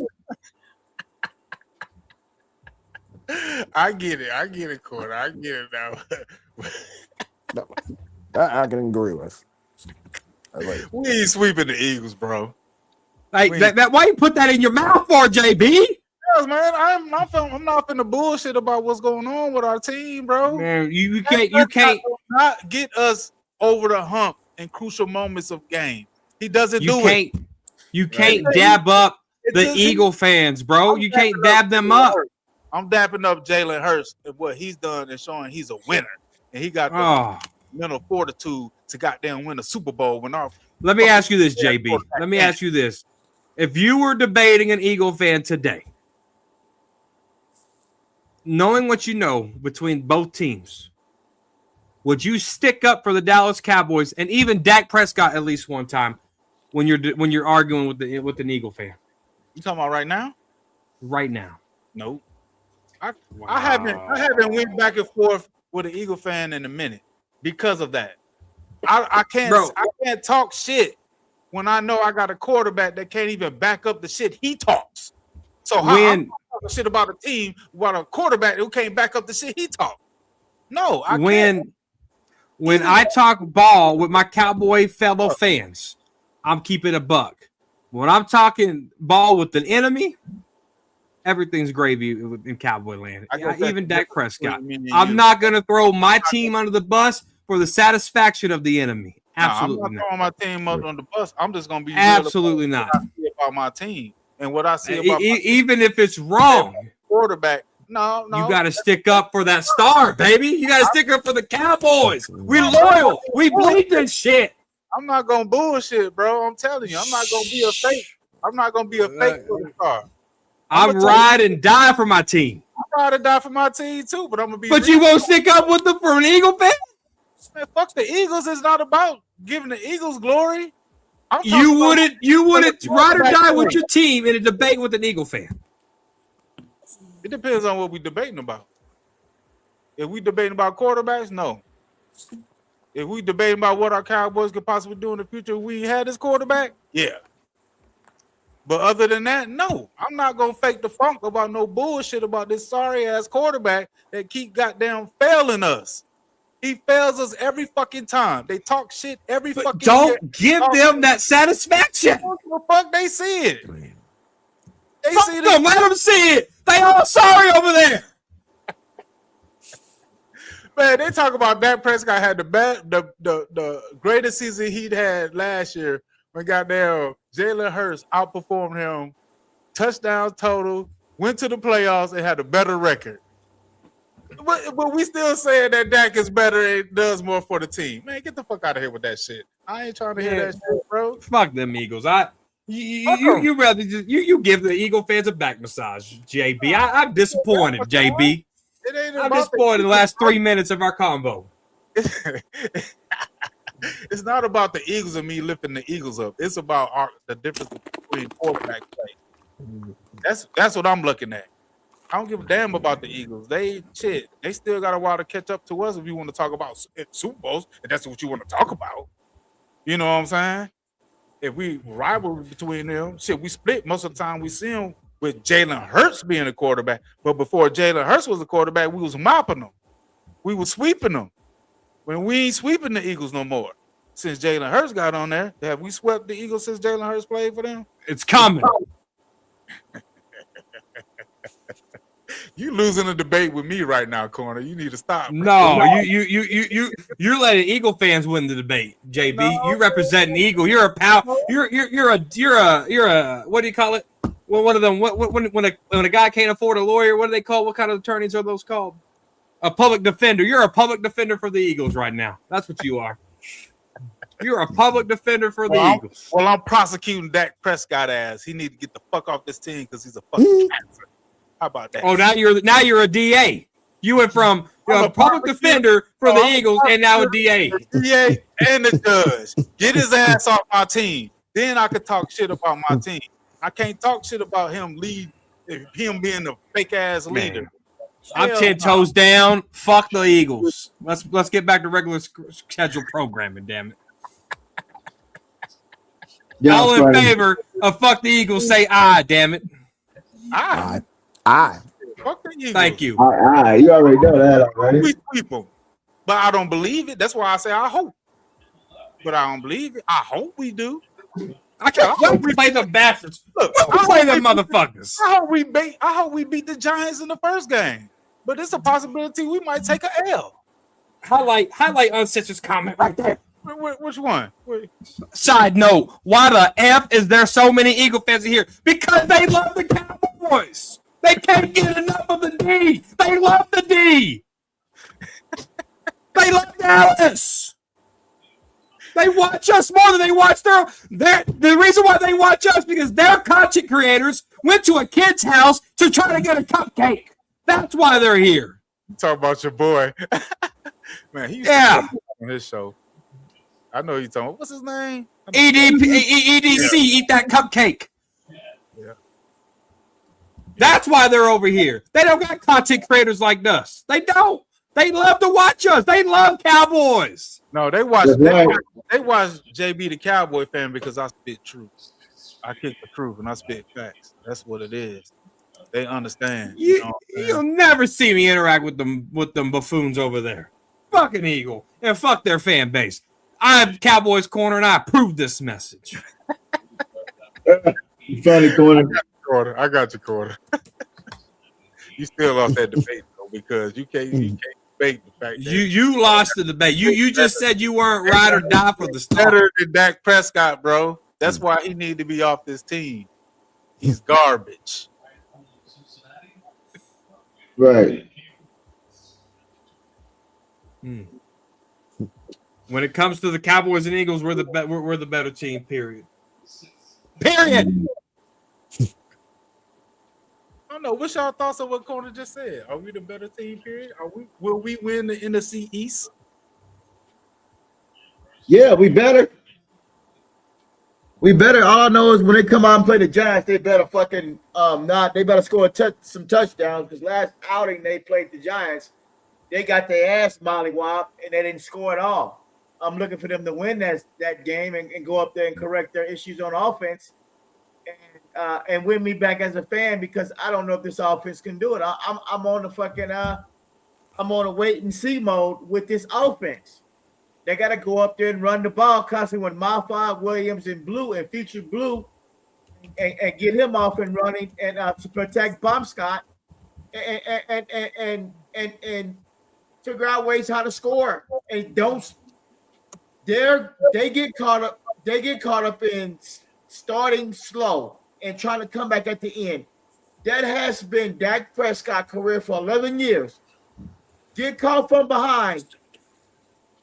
Start slow and then try to catch up from behind. That can't work in the NFL. They done beat your defense down already on offense.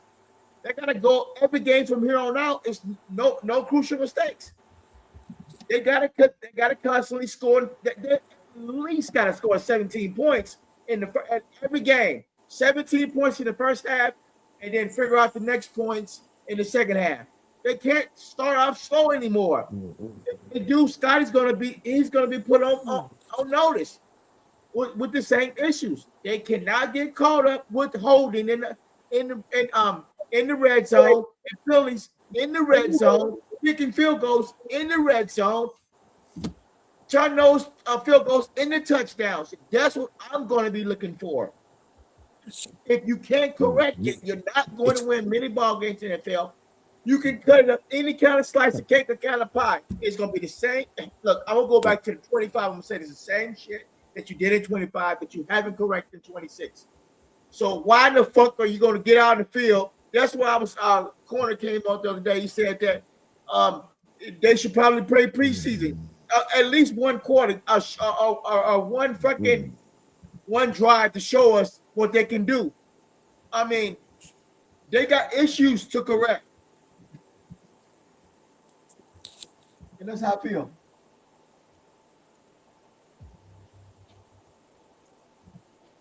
$78. What you got, man? I'm gonna get y'all thoughts, man. Corner. We gotta talk about this, Corner. What are we talking about? Go ahead. I want to give the sport. You know what I'm saying? I want to give. No, I mean, I got cut off. I'm sorry. What was that? Let me finish up before I go. I'm gonna get out of here.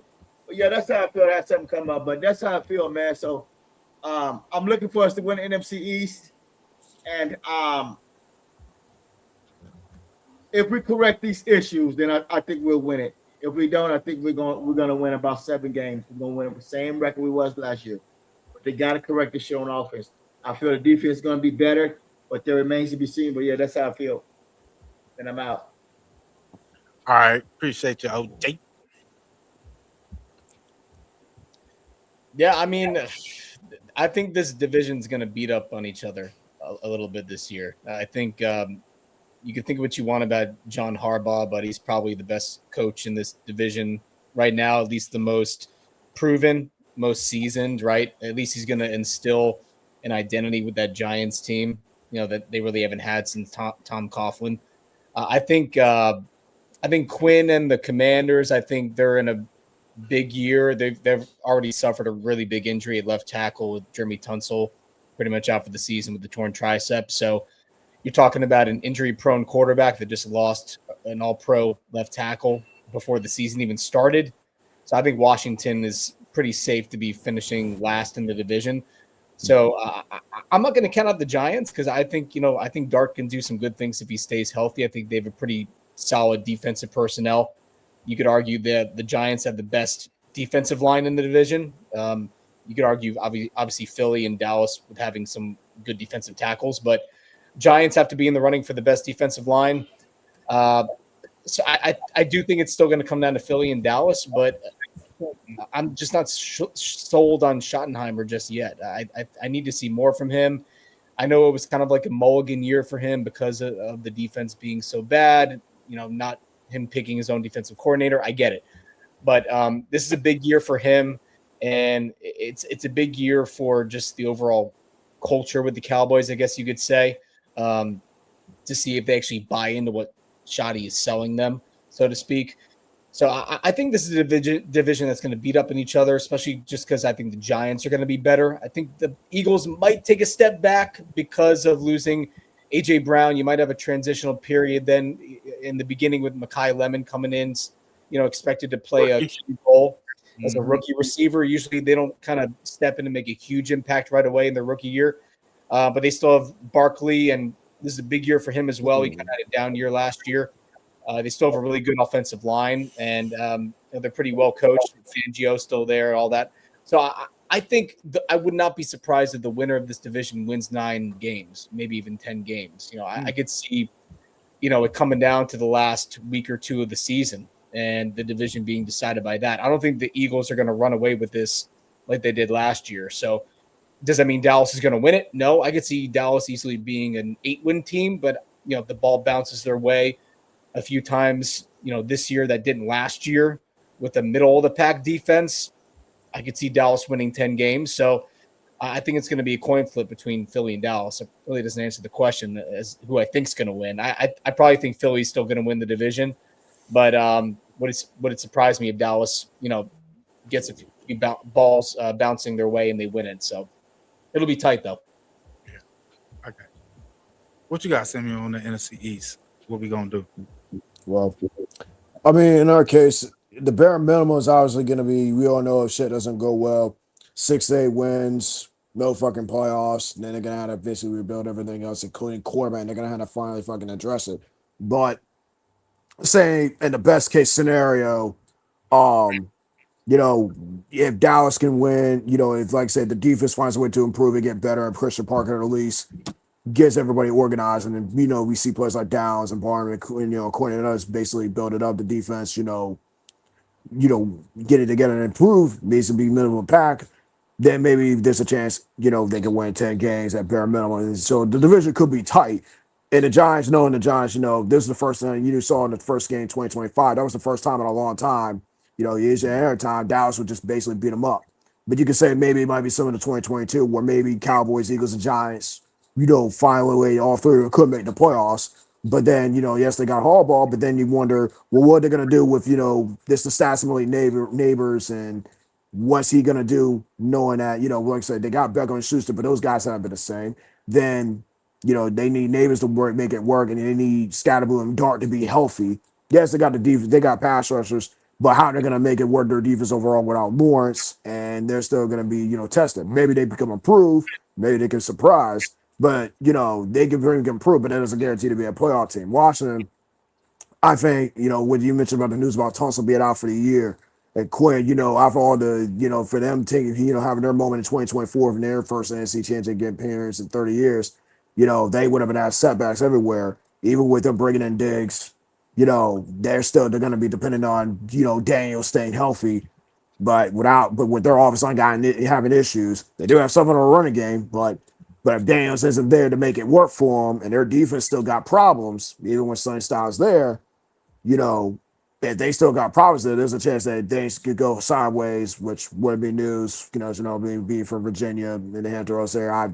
As a Cowboys fan, I see Washington have their moment every so often. They'll have a season, but then they don't do shit else after that. So I wouldn't be surprised by that pattern.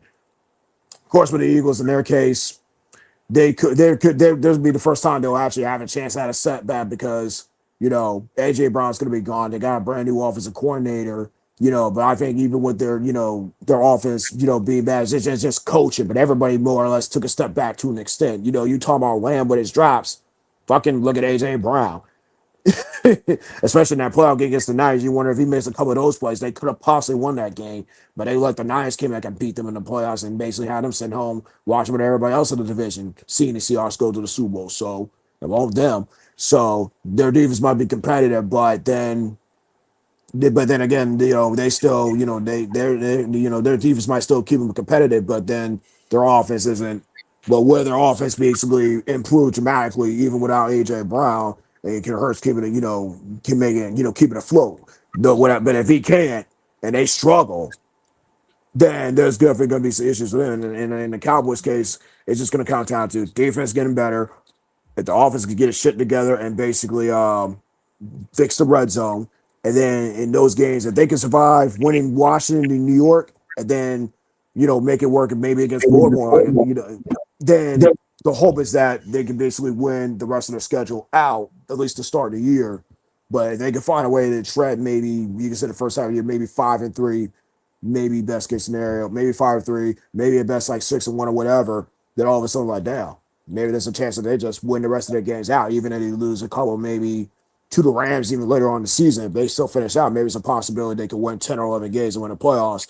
Then after that's just now, all right, you have everything you need. You have an improved defense, offense, it's doing what it's doing with hopefully some improved red zone scoring. So now if they can get to the playoffs, Shotty, at least you say he defied expectations, getting to the playoffs. Now he has to defy expectations to win a playoff game. He does that, he keeps it moving. Finds a way to win a divisional round, maybe get his team to the NC Championship game for the first time in 30 fucking years.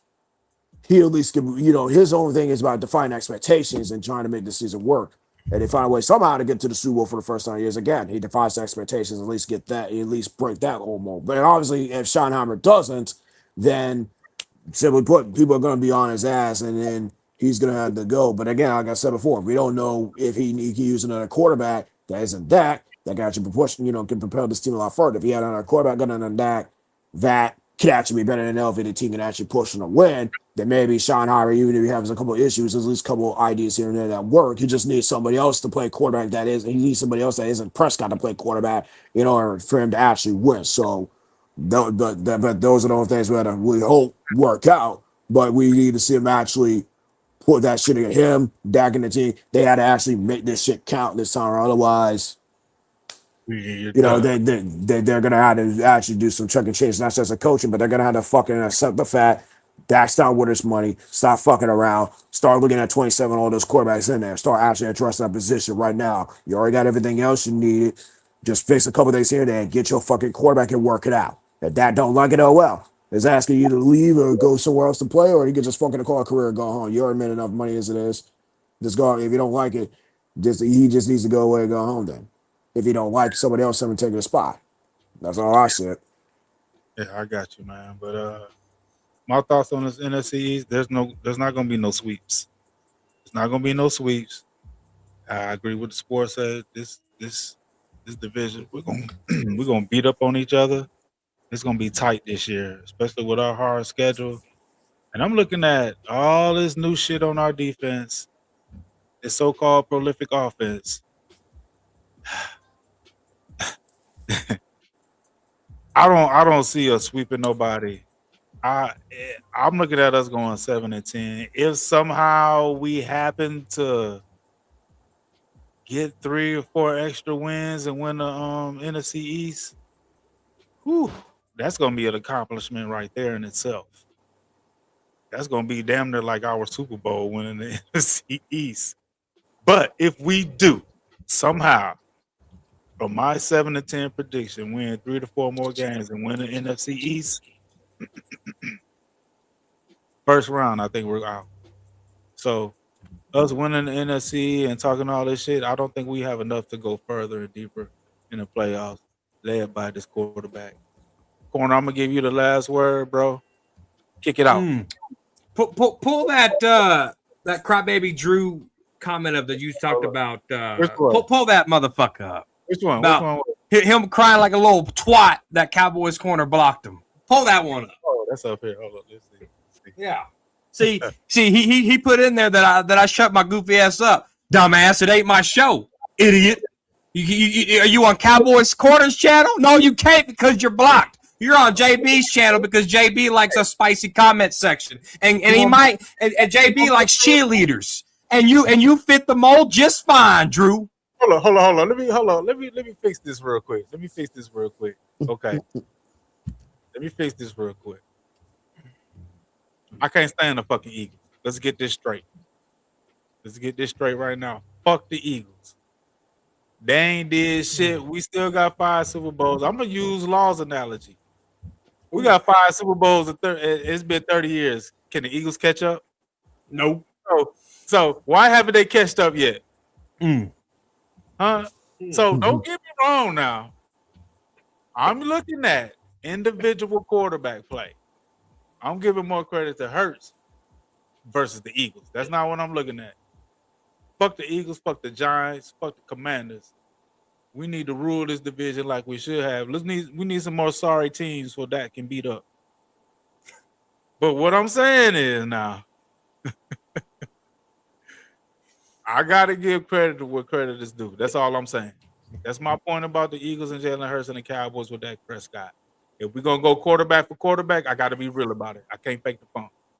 But we're gonna talk about team shit. Fuck the Eagles. I ain't with that shit. I appreciate. I do have Eagle subs to my channel, Eagle fan subs to my channel. But it's all about respect. They don't disrespect me when they come in here. They show respect. You know what I'm saying? I've been on 1 or 2 of their channels and gave the same respect and bigged up the Cowboys. But when it comes to when we compare the quarterbacks, that's just something I got to be real. I don't care if it wasn't Jalen Hurts, if it was another quarterback, just like with Drew Brees, who they trying to compare him to Drew Brees. It ain't about the Saints. It's about how they lift up Dak with his regular season fucking stats and try to compare him to players, quarterbacks that's won Super Bowls. I can't do that, man, with a straight face. I don't care if it's the Saints, it's the fucking New England Patriots. They lift up him against Tom Brady. They put him up against Tom Brady in his regular. Look what Dak did in his regular season versus what Tom Brady did in his regular. Come on, man. You can't do that. I'm not bigging up the Patriots. I'm just showing the individual quarterback play, how they say his regular season stats compared to those when those quarterbacks have won a Super Bowl. So don't get me wrong about this Eagles love shit. It ain't nothing like that. I just give respect to where respect is due. When I see a winner on the field, I don't care what team he play for. I got to give respect to that winner when he steps on that field. So that's where I'm at with that. But if you want me to bring Eagles Drew up, I could drop you in the link corner. He ain't gonna say nothing. He ain't gonna say nothing. What's he gonna say? He's gonna say whole lot of nothing. We're just gonna waste our time. It's your show. You can bring up whoever you want. It's your show. You can bring whoever you want. But he's gonna come in here on a Cowboys channel. He ain't gonna say about nothing. And some of y'all might stroke his ego and give him what he wants. Well, let's see if y'all can be 10 toes down for your Dallas Cowboys. Let's see if y'all gonna be ride or die for your Dallas Cowboys. I'm gonna drop the link. Let's see what they got. Hey, Eagles. I'm challenging everybody on this panel right now before Drew comes up. You gonna ride or die for your Dallas Cowboys right now, or you gonna stroke Drew's ego? I ain't stroking nobody ego. Whoever spit the facts, that's where I'm at. There you go, Eagles. Drew. I dropped the link in the chat. Let's. Now we got to listen to his Temu microphone, his Temu 2 Mixel camera. A good 10 minutes, 5 minutes apiece, and I'm gonna get up out of here. But I'm gonna see what you talking about, Eagles Drew. I'm gonna see if you can debate with Cowboys Corner. You got to get his Temu Wi-Fi on. Hold up, got to give him a minute. Here you go. What's up, Jeff? What up, Drew? What's happening, JB? What's going on, brother? How you doing, man? I'm good, bro. Hey, listen. We don't like Dallas either, but we respect people that tell the truth. Everybody can see that Dak is not on Jalen's stratosphere. He's not even close to Dak. Dak is not close to Jalen. He can't touch him. Just look at the overall. Let's look at the overall resume. Let's do that, corner. Let's look at the overall resume. Dak has been in the league for how many years? Going on how many years now? Hello, I'm up here now. Corner, cat got your tongue? Get everything you gotta say out, and I will respond, because when I start talking, I don't want you to interrupt me. So if you know the stats and you know what you're about to say, get it out, because I'm not going to interrupt you. So when you get done talking your foolery, I will go, and then you're going to shut the hell up. Now go ahead and go. Cool, because you having an emotional moment right now. So here it is. Dak has been in the league 11 years. He's 2-5 in the playoffs. Ass. Dak has never even won the division back-to-back like my quarterback just did. Dak has never been past the second round. He's never past the divisional round. What are we talking about here? Dak is one of the most oldest quarterbacks in the conference and has done the least. Are you kidding me? He's not done. Look, JD5 has more accomplishments than Dak. In his one good year, he's done more than Dak in his 11. Trash. So don't you ever compare my quarterback to Rain, Dakota, Strawberry, Daiquiri, son, because it's not even close. Until you get to an NFC championship or sniff a Super Bowl, don't talk to me about Strawberry Daiquiri and him going to the strip club in his sweatpants. Your boy's corny. Gotti. Go ahead, nephew. So you done? I guess on you, corner. That's all he said? Okay. All right. So, okay. We know Dak Prescott's playoff record, right? And I have a bet out there that if he goes to an NFC championship game, I will buy a Dak jersey and wear it proudly. He don't even have to win the damn game. All he has to do is get there. And I will buy a Dak jersey. But Dak Prescott is your daddy. He's 26-9 against those Eagles. He's 26-9 against the Eagles. Y'all can't beat a sorry quarterback like Dak Prescott? Come on, man. What's wrong with your team then? You only beat him 9 times? 9 times. This sorry quarterback that you're talking about, Daiquiri Strawberry, whatever the hell his name is, you've only beat him 9 times. Strawberry Daiquiri. No, he's 10-5. He's 10-5. You've only beat him 5 times. I'm sorry, he's 10-5. You've only beat this sorry-ass quarterback 5 times, but yet you got the nerve to have Dak's name in your mouth when that is your daddy at a 10-5 record. Now, you want to compare stats with Jalen Hurts and Dak Prescott.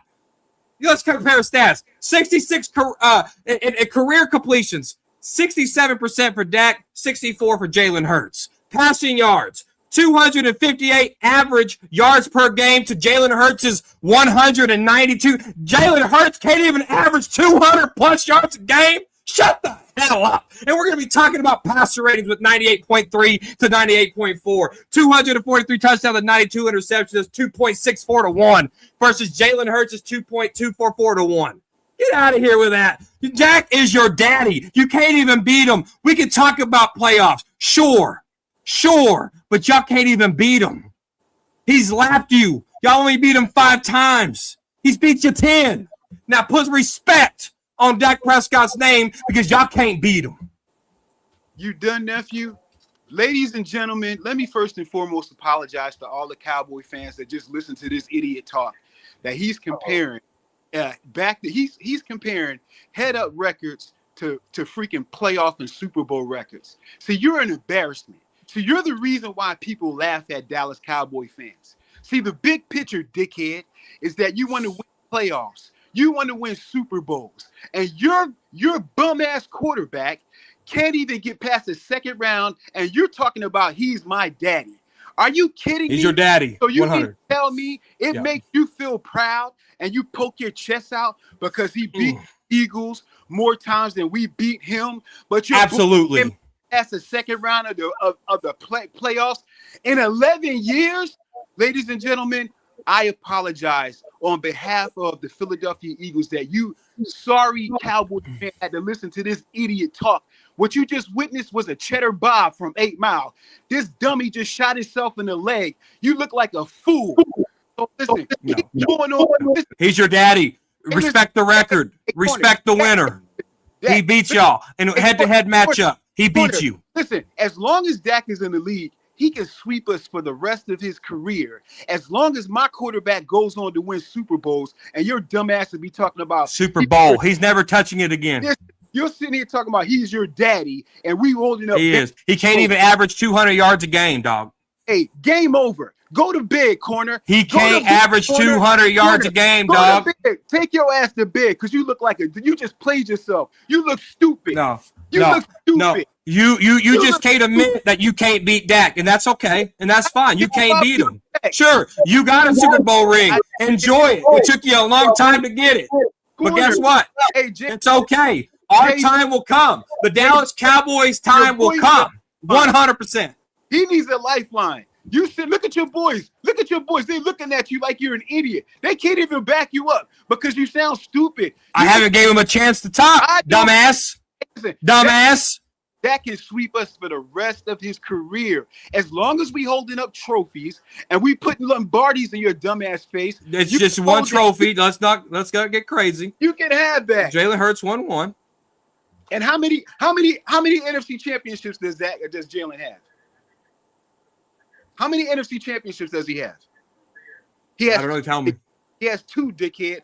Tell me what's. So that means he lost the Super Bowl. Hey, what's Daiquiris play? What's his NFC championship? What's his yards? Can you give me his? All right, Save him, JB. Save him, JB. Don't save me. He has a Super Bowl. Give me wow. Our time's coming. Our time's coming. Believe it. Our time is coming. Believe it. We're gonna do this again, bro. We're gonna have to set this up again, bro. But set it up again. We're gonna have to debate on. We just can't. You don't even know how to shut up. My bad. If we're gonna debate, we're gonna have to have a topic of debate and stick on that particular topic. If it's about regular season, y'all getting beat up by the Cowboys, or if it's gonna be, championships and moving further in the playoff. Whatever it is, we got to come up with a title. But look, y'all, I appreciate y'all from top of bottom. Appreciate your corner, the sport, Samuel, Snaps, OG, Eagles Drew. I appreciate you, bro. But I'm gonna have to get up out of here on this right here, man. All right, man. We're gonna have to do. You don't want a future debate. Go Birds. I'll debate you. Set it up, JB. Set it up. I'll destroy you. You just embarrassed yourself, corner. Hey, corner. You have a Super Bowl. How can I even debate that? Y'all got a Super Bowl, but in the regular season, y'all can't beat us. Hey, corner, are your kids Cowboy fans or they Eagles fans? I bet you they know the Philly special. Ask them if they know the Philly special. They don't know the Philly special. I bet you they know the. And don't ever bring my kids into anything out of your mouth again. Don't ever bring my family into any conversation that me and you have. And that's 100. Don't ever do that again. Come on, don't get ever, bro. Ever in your life, bring up my family again. Ever. Chill out, bro. Ever. Calm down. All right. Yeah, appreciate y'all, man. All right, you have a good night. Ever.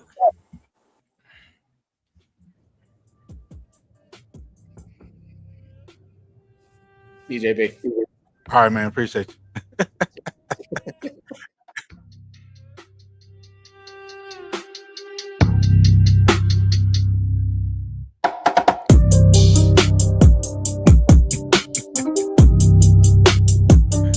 Ooh, that was a good one, bro. That was a good one. Yes, sir.